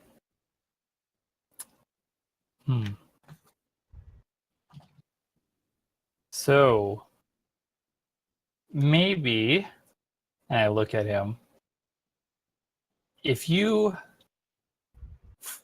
desist from any future experimentation, I'm willing to, as much as it displeases me, put myself to volunteering for your campaign. Oh, Eddie, I'm going to have you take a powerful blow right there. It sounds like your friend's trying to sell you out. But he doesn't know it, right? He doesn't know it. No, he's still yeah. Well, on the one hand, I just stopped a fight with calm words. Yeah. So I'm going to clear my guilty, but I'm also going to just have to take this powerful blow because this is miserable. Yeah. Oh, but I did get a 10. Oh, no, but 10's bad. 10 is really bad. 10 is the worst scenario. I'm going to read the options for 10. So you either have to remove yourself from this situation, either by fleeing, passing out, any sort of anything, or you lose control of yourself or your powers in a terrible way. You can also choose 2 from the 7 to 9 list. Let me see. And he has to take a lap. Yeah. I am looking. I am gonna remove myself from the situation. I am looking real smug, and then I hear the words "help your campaign," and I stop, and I'm like, "You can't do that. You can't." But I don't like it any more than you do, Eddie. I don't even hear those words. I just like walk. I walk out in the like towards the same exit that Mom left. Yeah. So you walk. You see. You actually see Illustrious and Skeletoline kind of in their little spat, and you see the door. And as you know, I think the camera like goes to your face as you're trying to decide what to do, and then we'll cut back to Peyton Cornwall and Flash Mob. As you are now alone, you're facing a threat alone, and I would love for you to mark a point on your doom track. Will do. As Peyton Cornwall smiles and then answers his cell phone. And Illustrious, Skeletoline just jumped straight on through your force field. I've got a really good question for you. Did he just like burst a hole through it, or did he burst the entire bubble? He burst a hole, and then like coming out from that, it. Yeah. So force field's gone now. Yeah. So how are you dealing not only with the sort of like maybe a little bit of annoyance, like the emotional fallout of him just kind of like not even caring about the efforts that you take for the team, and the now immediate threat of a hungry plant who might be, you know, sort of worse for wear, but still hungry. Ah. Now the team is scattered again. Yeah, the team is scattered again. Oh, no, Eddie's just walking past us though, right?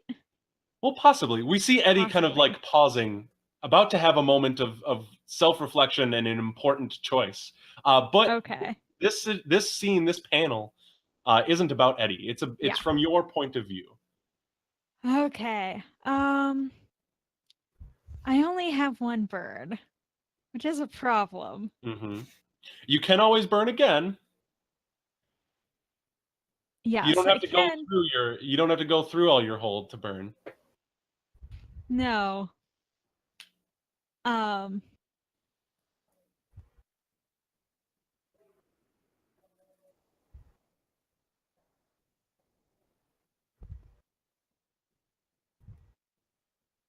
Okay, I do roll plus conditions I have currently marked. Mm-hmm. So I'm going to charge up my powers again. Yeah, what does Because I that want look to like use right Reality now? Storm. Ooh, that's a good one. And I want to not have to cause unwanted collateral damage, because that's what's got us into this mess. Yeah. So I have currently 2.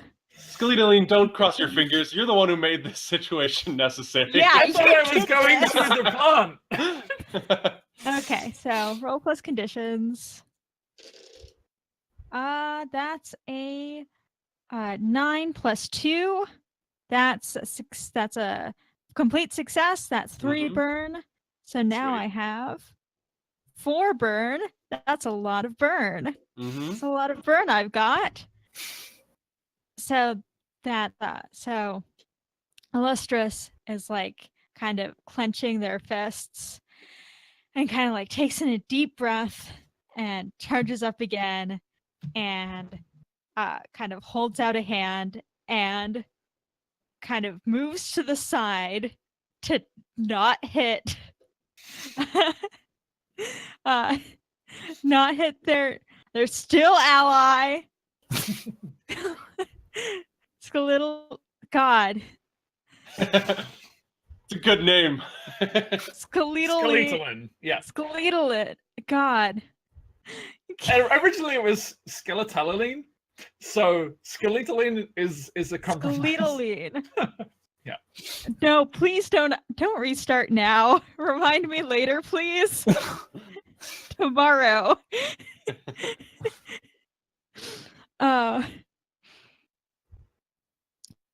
And I'm going to do a Reality Storm.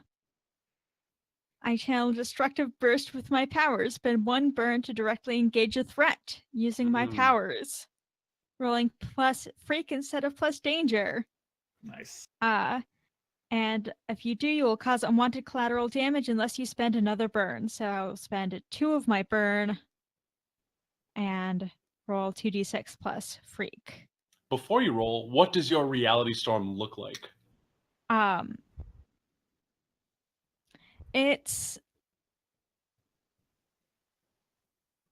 trying to use words in a descriptive manner. One of those things you do in RPGs. Yeah. Take your time if your head's bugging you.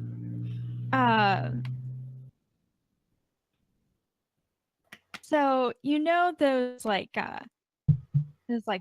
bottles that you make with like glitter and stuff that you shake and you're supposed to watch it to like calm down?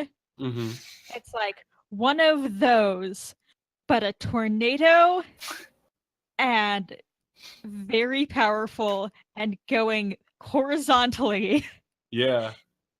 and nice. with like solar flares coming off of it. Yeah. I dig it. All right, now roll. Okay. So 2d6 plus 2. Okay. So that's 6 plus 2 is 8. Mm-hmm. So that's a partial success. Yeah. So Wait, let me make sure that oh, I have -2 to directly engage a threat though, because of my yeah, so that's a afraid 6. condition. So that's still 6. Mm-hmm.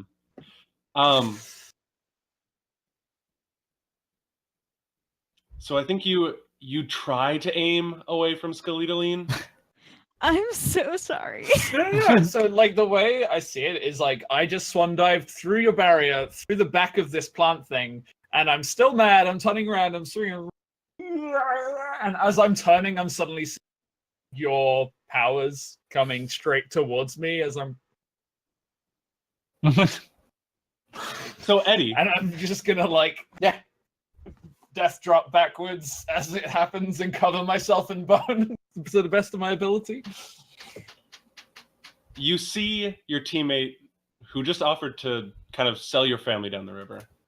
You see the door, which would be so easy to walk out of. And then you see what just happened.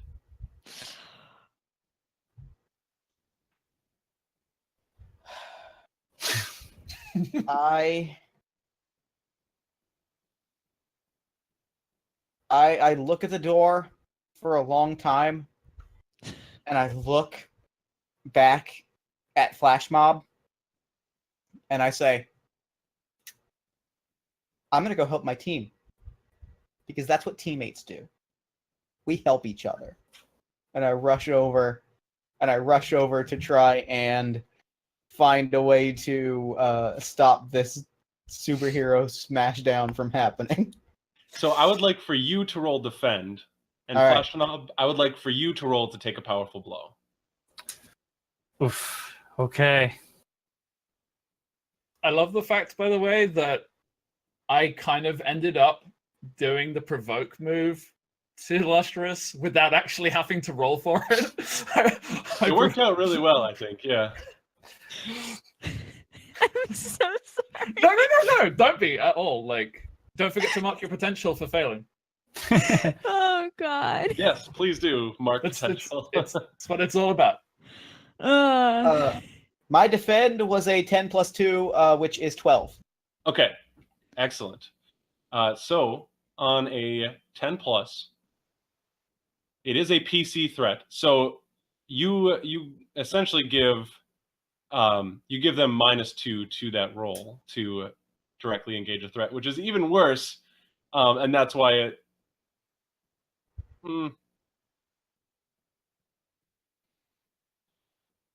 His defender gives a minus Yeah, 2 to like, directly engaging the for a threat? PC threat on a hit, give them -2 to the roll. But it sounds the reason that this is a threat is because the roll was a 6-. So Right. I think we're going to alter this and treat it as if it were an NPC threat. So you keep Skeletoline safe, and you get to choose one from that option of 3.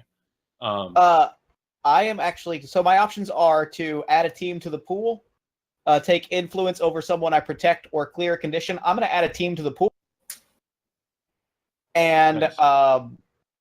I'm going to, I see the storm as like swirling around Skeletoline, and I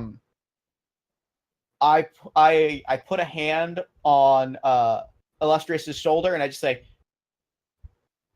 we can find it. You can control this. You're better than this. You can control this. I believe in you. You can control this storm. Breathe. Close your eyes. Mindfulness exercises. Summer auditing course. Close your eyes. Breathe. You've got this. You've got your hands on a joystick. You just have to move that joystick and control that storm. And I know you can do this. I know that you can be the hero that you want to be. Incredible. And this rousing speech only makes it so much harder to hear, Flash Mob, that Eddie doesn't quite count you as part of the team for some reason that you might not know what it is. But I would love to hear the results of your take a powerful blow. I got a 7. A Rolled a 7. 6, and I have one condition going, which is angry. All right. So I'd like Yep. for you to choose one of those options. Oh, I'm gonna take 2 conditions. I'm gonna push myself past the pain. Just sort of like grimace as I hear what's going on sort of behind me. Mm. And I think that that's gonna make me feel insecure and hopeless. Yeah. So Peyton Cornwall has already answered his 2 smartphones on a hinge cell phone and says, "Yep." And there's a short pause and he goes, "I understand. No, just make it happen. No, I'll be a little late, but I'll be there." And he kind of closes it and puts it back in his jacket and he goes, "I think we might be done here."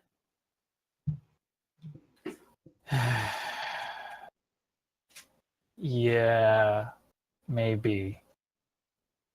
I'll send someone by your local campaign office.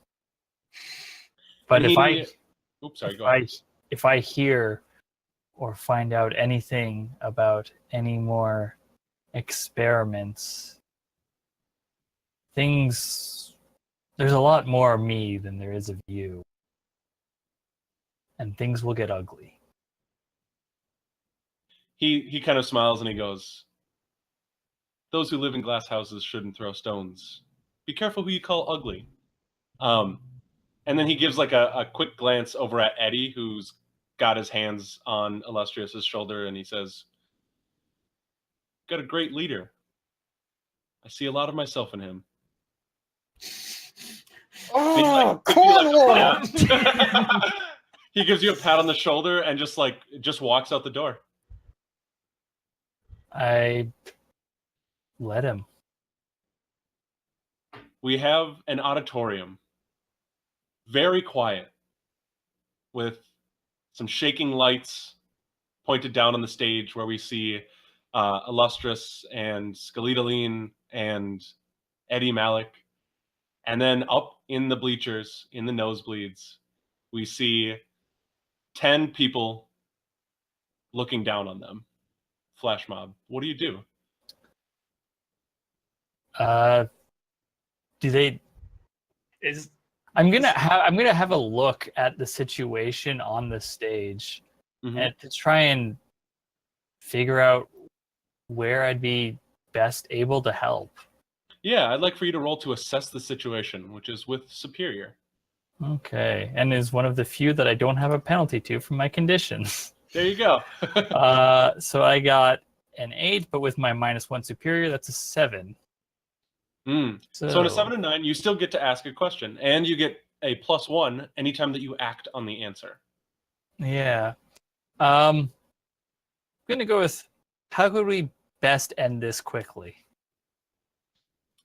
I think you can tell that this plant is on its last vines. It's on its last roots, I should say.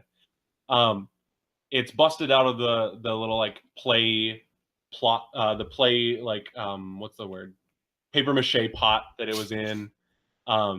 It's got a lot of like wilted feathers. It can't close its fly trap anymore. A few of the spikes are like broken off.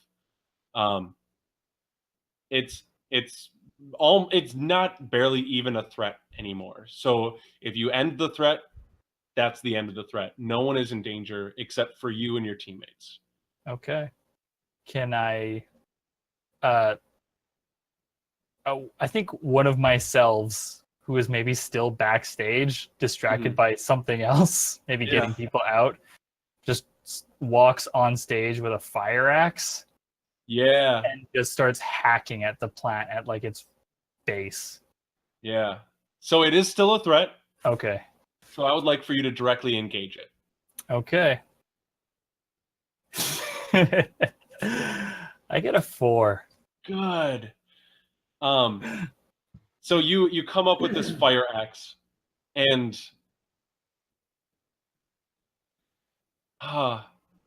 let me know if pushing this sort of like relationship dynamic is too much. But your one of you comes out with a fire axe, just kind of like running and yelling. The three of you on stage don't know why. There's a strange person running at you with an axe. What do you do? Ah! I think Skeletalin just runs directly in the path Yeah. and just spreads their arms out as wide as possible and covers themselves in bone armor. It's just like, because obviously this is probably a young person, I would guess. Yeah. Another teen, and he just runs and goes, "What do you want from us?" What are you doing? Get out of the way! Do I recognize the voice, or am I just like... I think each of the cells have a different voice because the they're thing is- all different teens. Yeah. So With you being my love, I'm kind of like, I feel like I would be more familiar, but I don't know how many people. I don't know how many people. Yeah, I out of think- you. neither with- do I. Fair. Nice. I think you can. Maybe get a sense of who they are. Maybe I could. If you roll to pierce the mask, I think we'll see what's going on. Well, that's good because I'm angry still. Nope. No idea. 6 minus 2, so. So you Look, you should only just put see. you should put the axe down. Nobody needs to be hurt here, and it will be you. I take like 2 steps back, shocked, and like lower the axe, just surprised that he'd lash out at me like that. Would you consider this a powerful blow to your friendship? Yeah, I think so. Yeah, I think you know what to do. Yeah. I'm so sorry. Come on, So- Snake Eyes. Unfortunately, I get a 7, and I've already got 3 conditions, so that's a 10. Oh goodness. Oh. Yeah. No. The self that's on stage drops the axe and like starts to tear up and like runs off stage, like just tears starting to stream down their face. And Skeletalin turns to the other two and says, "See, I got your back." Are you sure that they They were coming at you with an axe. Come on. they were crying? Like, people were coming at me with axes and weapons. Usually don't run off crying. Like, you know, I'm just it's kind of like a intimidating. thing that happens. It's something I do. People get scared of me. They're scared of this. This 14-year-old boy. You're just like, come on. I mean, I'm Terra incarnate, practically. I think if the camera panned over back to the audience seating, I think there'd be no sign of any of Flash Mob. They've just pieced out. They need to collect themselves, you might say. Yeah. We should. And I think if we pan back, there's no sign of Eddie either. I think Eddie has gone after the crying kid. Yeah. It's just Whether or these not they're two one of us. jerks. Yeah. Whether or not they're Alright. one of us, they're somebody that we hurt, and we have to take care of that. What does In that look case, like, That's what Eddie? heroes do. So what does Sorry, that look guys. like, Eddie? I think it's it's the classic Batman vanish, right? It is 100% the classic Batman vanish. And I think what happens is the kid just runs backstage, and sitting on a big costume crate or a big like shipping crate or something is Eddie. I can't decide if his mask is pulled back yet or not. I'm gonna say no. I'm gonna say the mask, but he's just sitting. Okay. No, I'm gonna say his mask is pulled off it because he's not revealing the secret. He's not revealing the big secret because kids around know Eddie. They don't know who his parents are, but they know Eddie. Yeah. So his mask is pulled back, and he just puts up his hands. He says, "Hey, stop, whoever you are.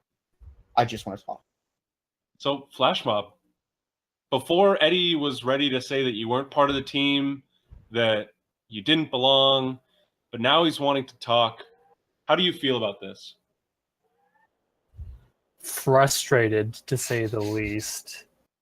I think I just say, out of my way, Eddie. Mm. You So, already Eddie, said I'm not here. Do I recognize it's Flash Mob at this point? I think you might. I think it's Okay. important to like get that. Okay. And I take a step aside, and before you run off, I put my hand on your shoulder and I just say, Edward Malik Jr., son of Marissa Malik, state senator. You just signed up to kick my mom out of her job, dude. Friend, come on. If I acted angry, it's because this is really personal to me. And nobody else knows that. But you deserve an explanation. Go run off if you must. Go run into Cornwall's office and do what you gotta do. I got nothing else to say. So, when you share a vulnerability or weakness with someone, Beacon, ask Yes. them to confirm or deny that you should be here.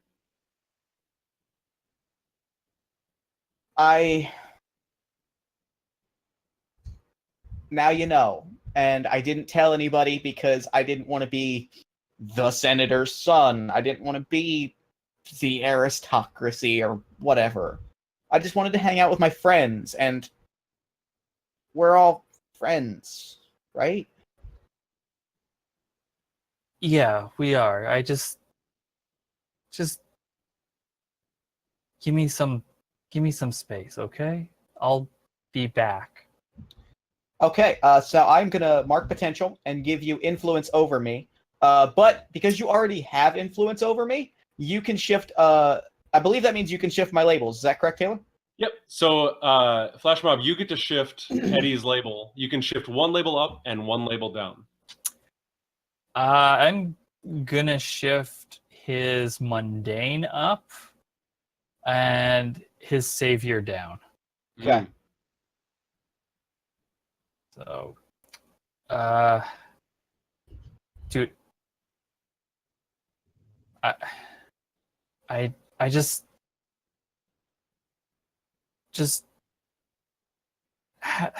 take care of the other two. I need to go. Yeah. Can't help anyone if I don't help myself right now. Yeah. No, you do you. Thanks. Hey, anytime. We're friends. That's what friends do.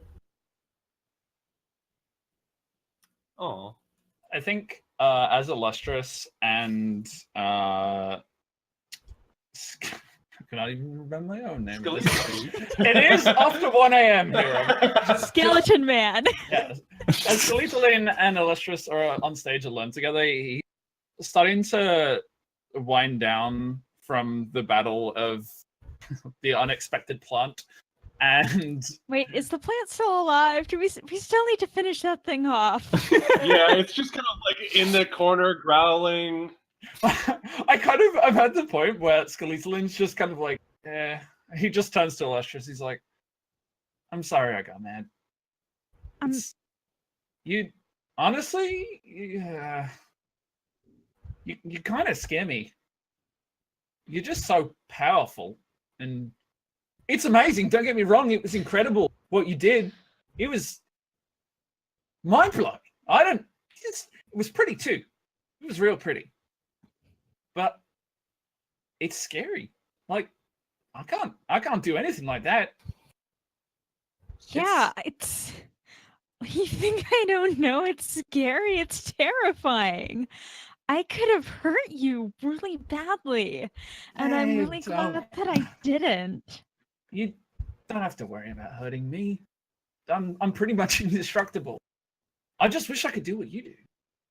You just want to be so much more like you. And I'm sorry that I broke your thing. That was really smart.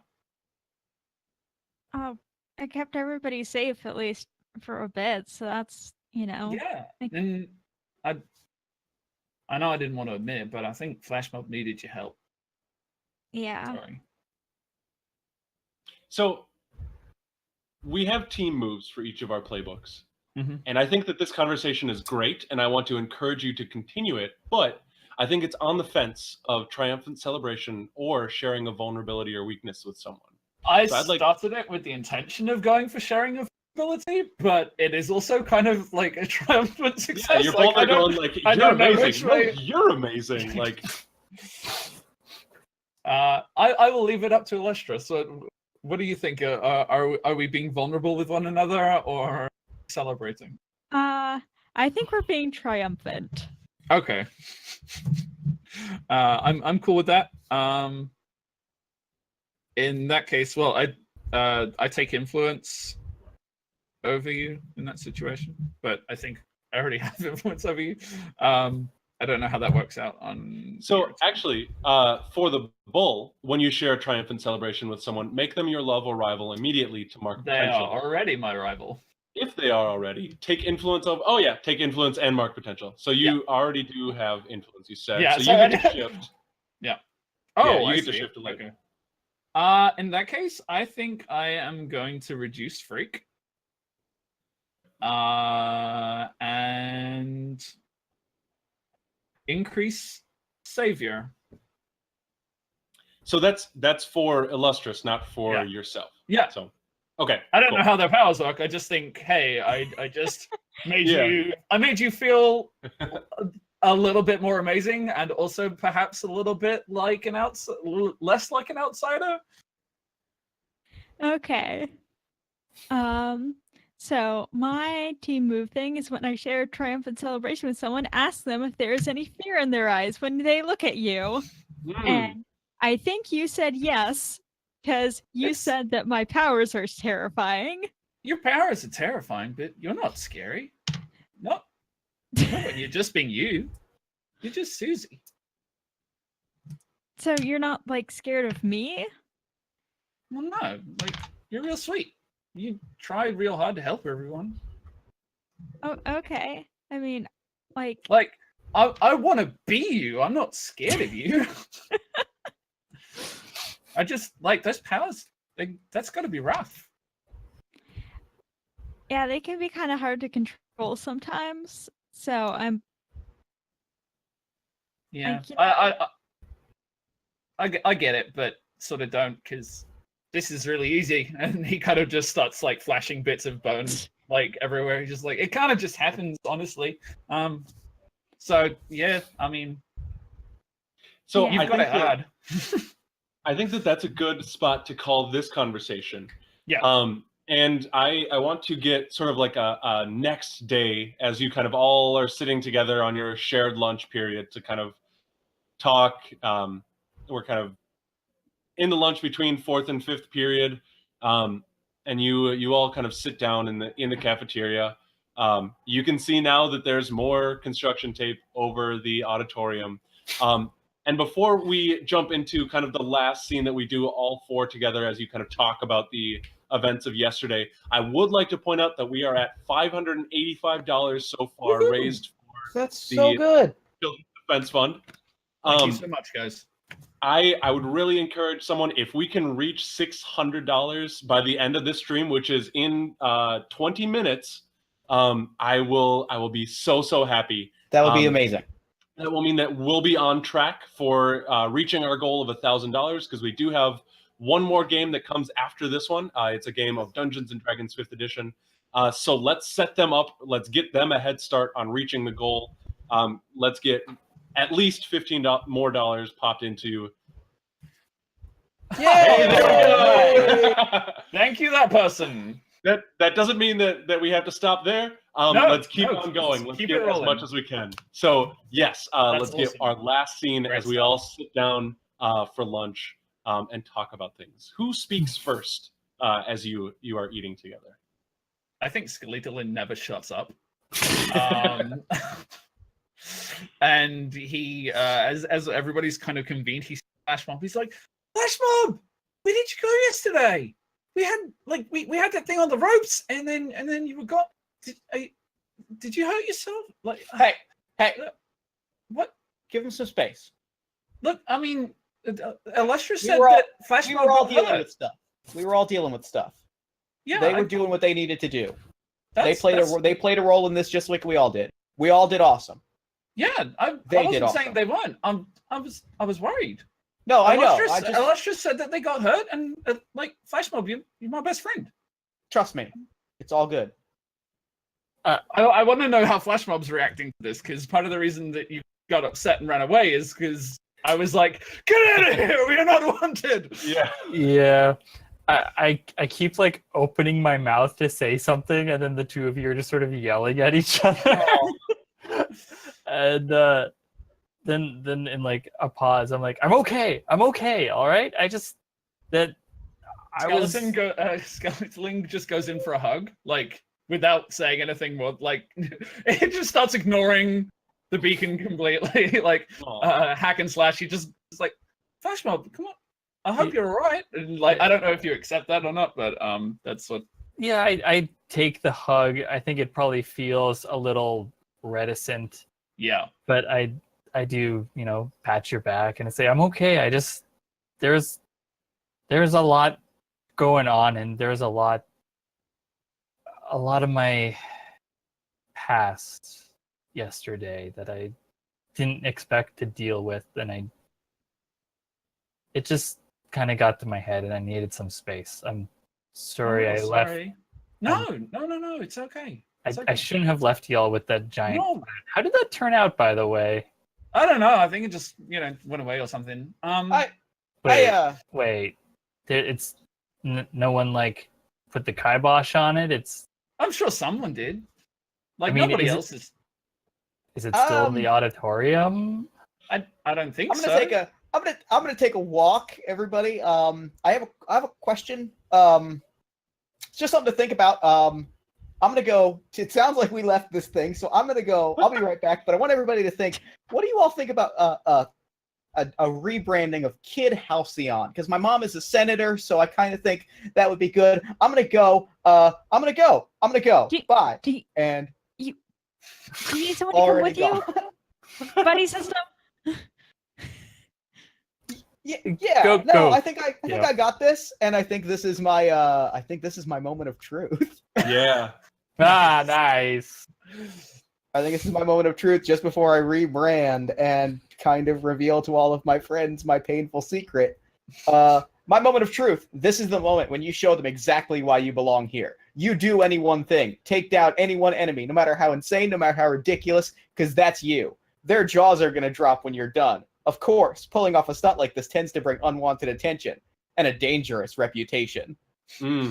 So I think it's just a big splash panel of it with the green replaced by red and blue, because red, white, and blue, obviously. If I'm becoming Kid Halcyon.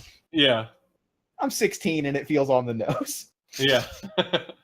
It's just like a running knee with my swords out, and it's just a big splash panel of it just about to bite someone, me hitting it with like a Tony Jaa style double knee. Yes. Good. And then I think everyone on their phones gets like a little notification of like this video going viral. And because the closed caption TV cameras don't have sound on them, it becomes like a meme sensation of people like layering over music to it. So we get like Guile's theme, we get like the Rocky music, we get like everything. Flashdance. Yep. We get like the what is it? The JoJo's Bizarre Adventure of like the Yes song as you connect. Oh, the roundabout meme? Yeah. Yep. It's Definitely the Thor get- meme over. What was that? Definitely get the Attack on Titan theme. A resurgence of that for some terrible reason. Yeah. For non-blondes. And I said, hey. And I think with that freeze frame is a good spot to call it. So we are Yeah. at 7:30. We got a little bit of time to kind of like talk and debrief. Like this was such a fun game. Oh, this was Yeah, amazing. I really enjoyed this. This was awesome. Yeah. Really, really great. I have never played Masks before. Thank you so Same. much for leading us through it, Taylor. It was a pleasure to have all of you as my heroic compatriots. I feel bad that we left the school in the state that we did, but like Your teens. It shouldn't be we're your working things responsibility, out, right? Yeah. Mostly it's fine. Yeah. It's We just actually not did a cool. pretty good job of like containing Yeah. everything. I think we did. probably encouraged the parents who turned up to really genuinely believe this probably does need better funding for security, at least. Definitely. We could have done a lot worse. We could have done a lot I'm- worse. We definitely could have done worse. We raised $345 for the Children's Defense Fund. That's Wow. so Yeah, good. guys. Thank you so much. So that is phenomenal. Everyone who has donated today, you are making a huge difference in the lives of kids across America. This is Amazing. huge. So I want to give just kind of like a shout out to the Children's Defense Fund, but I also want to give a shout out to Roll4Change. So the Oh, absolutely. organization whose stream that you're watching right now put all of this together. They organized this. They connected out to GMs. They connected out to players to bring people in for this shared cause. And this is just like a huge thing. Like I'm humbled to be a part of this. Yeah, and I wanna was about to say thank the you. same thing. Yep. Thank you so much for including us, letting us take part, and letting us help some people with our favorite pastime. And as the like PSA music is playing, I just want to say like you guys are the real superheroes. Like as cliche as that sounds, like this is huge. So Yeah, we are people playing a silly game. You enacted actual change and betterment in the world. Sorry about your ears. So, We're the like, role, yeah. you're the change. Oh, There it is. I like that. That's good. Don't forget, guys, as the stream is still ongoing, get on Twitter, get on your social media, share, make your own posts about these things, and share the hell out of them. Tag all of your favorite celebrities that sometimes pay attention to you. Do whatever you can to get people in here for the next couple hours and throwing money at the screen, preferably digitally. super important. This is an ongoing effort. So this isn't the first time that Roll4Change has had a stream like this. This isn't going to be the last time. So if you have a Twitch account, definitely subscribe to this channel, like it, follow it, whatever the lingo is for Twitch, so that you can pay attention to that like in the future. You follow can them on also Twitter. find- exactly. Roll4Change across social media. Yeah, absolutely. How much time do we have left? We've got 10 we've minutes. got like 10 minutes. Why don't we do a quick who we actually are? Where we we can actually- be found. Let's do that. But before we do that, let's run. Masks has what's called end of session moves. Okay, cool. So these are really cool moves that I love to do. This might put us at the 10-minute mark, so we'll see Alright. how long we have for like personal stuff. But I want to get this Sure. done because I think it's super cool. Let's start with the Doomed because the Doomed has an extra end of session move, which is, and I'm trying to pull that up right now. At the end of every session, I would like for you to answer the question: did you make progress on defeating your nemesis? Oh man, what a question. It's a juicy one, isn't it? Good question. I think I'm gonna say yes because technically, Cornwall is not my nemesis. It's technically Rook Enterprises. Okay. He's just sort of the face, like representing the Enterprises when there needs to be a body for me to punch. So I think technically I did by getting him to promise to stop experimenting, and he's their head of R&D. So Yeah. that's a big deal. And I mean, Yeah. promise is a promise, but I Yeah, think it counts. Yeah. it's a step. So I would like for you to mark potential. Nice. And then everyone, I'm going to be asking you the same question. At the end of the session, did you grow closer to the team? Did you grow into your own image of yourself, or did you grow away from the team? And we'll go clockwise again, and starting with L. I think that I've grown closer to the team, and that Skeletoline. I still don't know if I'm pronouncing that right. It's the did end good. of the session. It's all right. Made me feel welcome at the end when we talked about powers. So And Skeletoline. he, Yeah. Sorry. yeah, who is and I am his. He considers me his rival, Mm-hmm. So and yet I feel welcomed. yeah.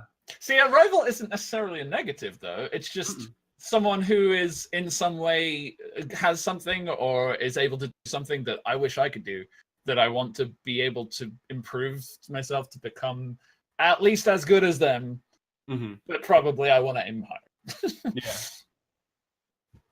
So Skeletoline, you get influence over Illustrious, and then Illustrious, you can either mark potential or clear a condition. And then I love to clear a condition because I still have 2 of them. you have a lot of them.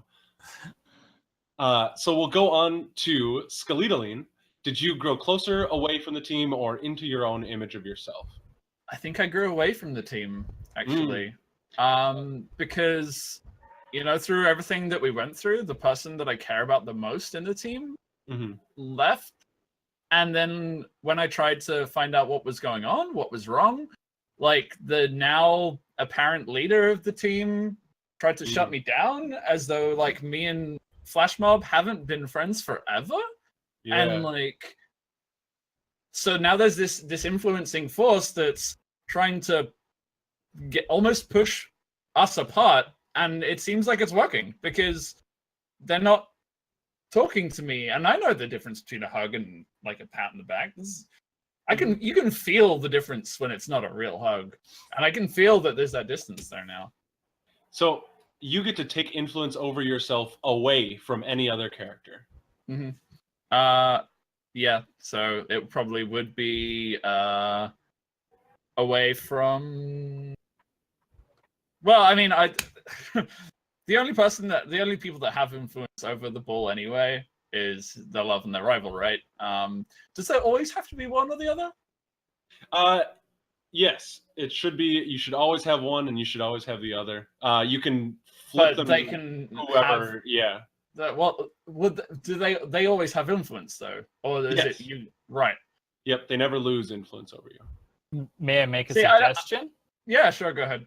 Would it be possible to maybe switch Illustrious to your love and then switch Eddie to your rival? Oh, I like that. That makes a lot of sense. Yeah, I guess. It doesn't matter too much because we're not going to be playing. But I think it's like symbolic. I'd certainly say that makes sense within reason. Yeah. Awesome. And then Hack and Slash or Eddie Malik. Kid Halcyon now. I got a new name, Yeah. and I'm being a lot more open about my mom being senator. She loves that, I'm sure. She loves it. Oh, I'm sure she loves it. So I actually I have 2 things I have to go over real quick. Yes. One is because I had my moment of truth, one of my labels is locked forever. My mundane is permanently a +3, which is great because if it ever went up, it would make me insecure. But Yeah. I am extremely good at being mundane. I am extremely good at it forever. And that's a cool thing that happens with your moment of truth. The other thing is I grew into my image of myself. I'm more of a hero. Like, I am a hero. I don't doubt that I belong here as much as I did maybe even a few days ago. People believe in me now, and I believe in myself.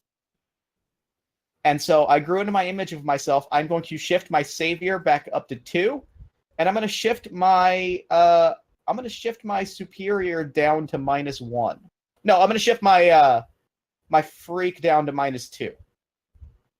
I don't think that I think I belong. I think for the first time I'm comfortable with who I am and the role that I can play in the world. Yeah. And then finally, Flash Mob. Did you grow closer to the team, away from the team, or into your own image of yourself? I think the net result was that I grew closer to the team because although my relationship with Akiva. with You know me Akiva, personally. yeah, with Akiva has somewhat deteriorated. I think my relationship with the other two has improved, especially with Kid Halcyon. After that reveal to me, something I was completely unaware of. So I'm gonna give Eddie another influence over me, which obviously doesn't give him influence. And then I'm going to clear my hopeless condition. I like that. I believe in you. I know. Oh. So that was Masks. Let's do just like a quick shout out of who we are, where you can find me, or find all of us. So my name's Taylor. I do riverhousegames.com. We do queer and LGBT plus tabletop game stuff. Let's do counterclockwise. Austin, who are you? Where can people find you? I'm Austin. You can find me at NotAnIn on Twitter. And I'm the primary GM for the podcast You Don't Meet in an Inn, which is an actual play podcast focused on lesser known tabletop role-playing games with a diverse rotating cast. Hell yeah. Or heck yeah. Because we're PG. That was our one swear that we got past. I got through the whole stream, man.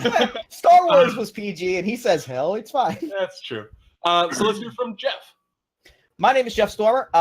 You can find me on Twitter at Party of One Pod. I am the host of Party of One. That is an actual play focused on two-player role-playing games. Every week I sit down with guests one-on-one, and we play through a short, self-contained role-playing game. You can find that at party1podcast.com. I'm also one of the hosts of All My Fantasy Children, which is a character creation, storytelling, and world-building podcast powered by listener prompts. People send us submissions. We turn those submissions into fantasy characters. You can find that at allmyfantasychildren.com or AMFC_podcast on Twitter. And then let's hear from Ray. I'm Ray, and I run Tales from the Dark Dragons Inn, TAILS. It's an unscripted audio drama podcast with a diverse group of folks driven by tabletop role-playing games. You can find us there at Dark Dragons Inn on Twitter. I also take part in a queer-centric Shadowrun Anarchy podcast called The Talent Agency. I'm a player in that one, and you can find them on Twitter at Phantom Arts Ent. Awesome. And then rounding out is Elle. Hi, I'm Elle. You can find the podcast that I do that's currently on hiatus because I've had a migraine for the past 11 weeks at Sun City Duet on Twitter or suncityduet.com. It's myself and my friend Ben Roswell playing a two-person hack of Firebrands. And you can also find me facilitating Polaris on alternating Fridays, ending this Friday at 8 p.m. Eastern Time on twitch.tv/off_the-table. And you can find the backlogs there. You can find the VODs if you want to catch up with that, and then watch live this Friday when we find out what happens. It's Ben Lehman's Polaris, by the way. It's this one about being sad, the GM-less one. Not the French cyberpunk one that's underwater. It's the other one. Excellent. That's the next stream. And so we'll see. Season 4 is coming up. Watch out for it. That, I think, brings us to the end of this segment of the stream. So I think we'll give our wave and we'll let the Roll4Change people take it away. Thanks so much, guys. Thank you so much, everyone. This has been a blast. Bye.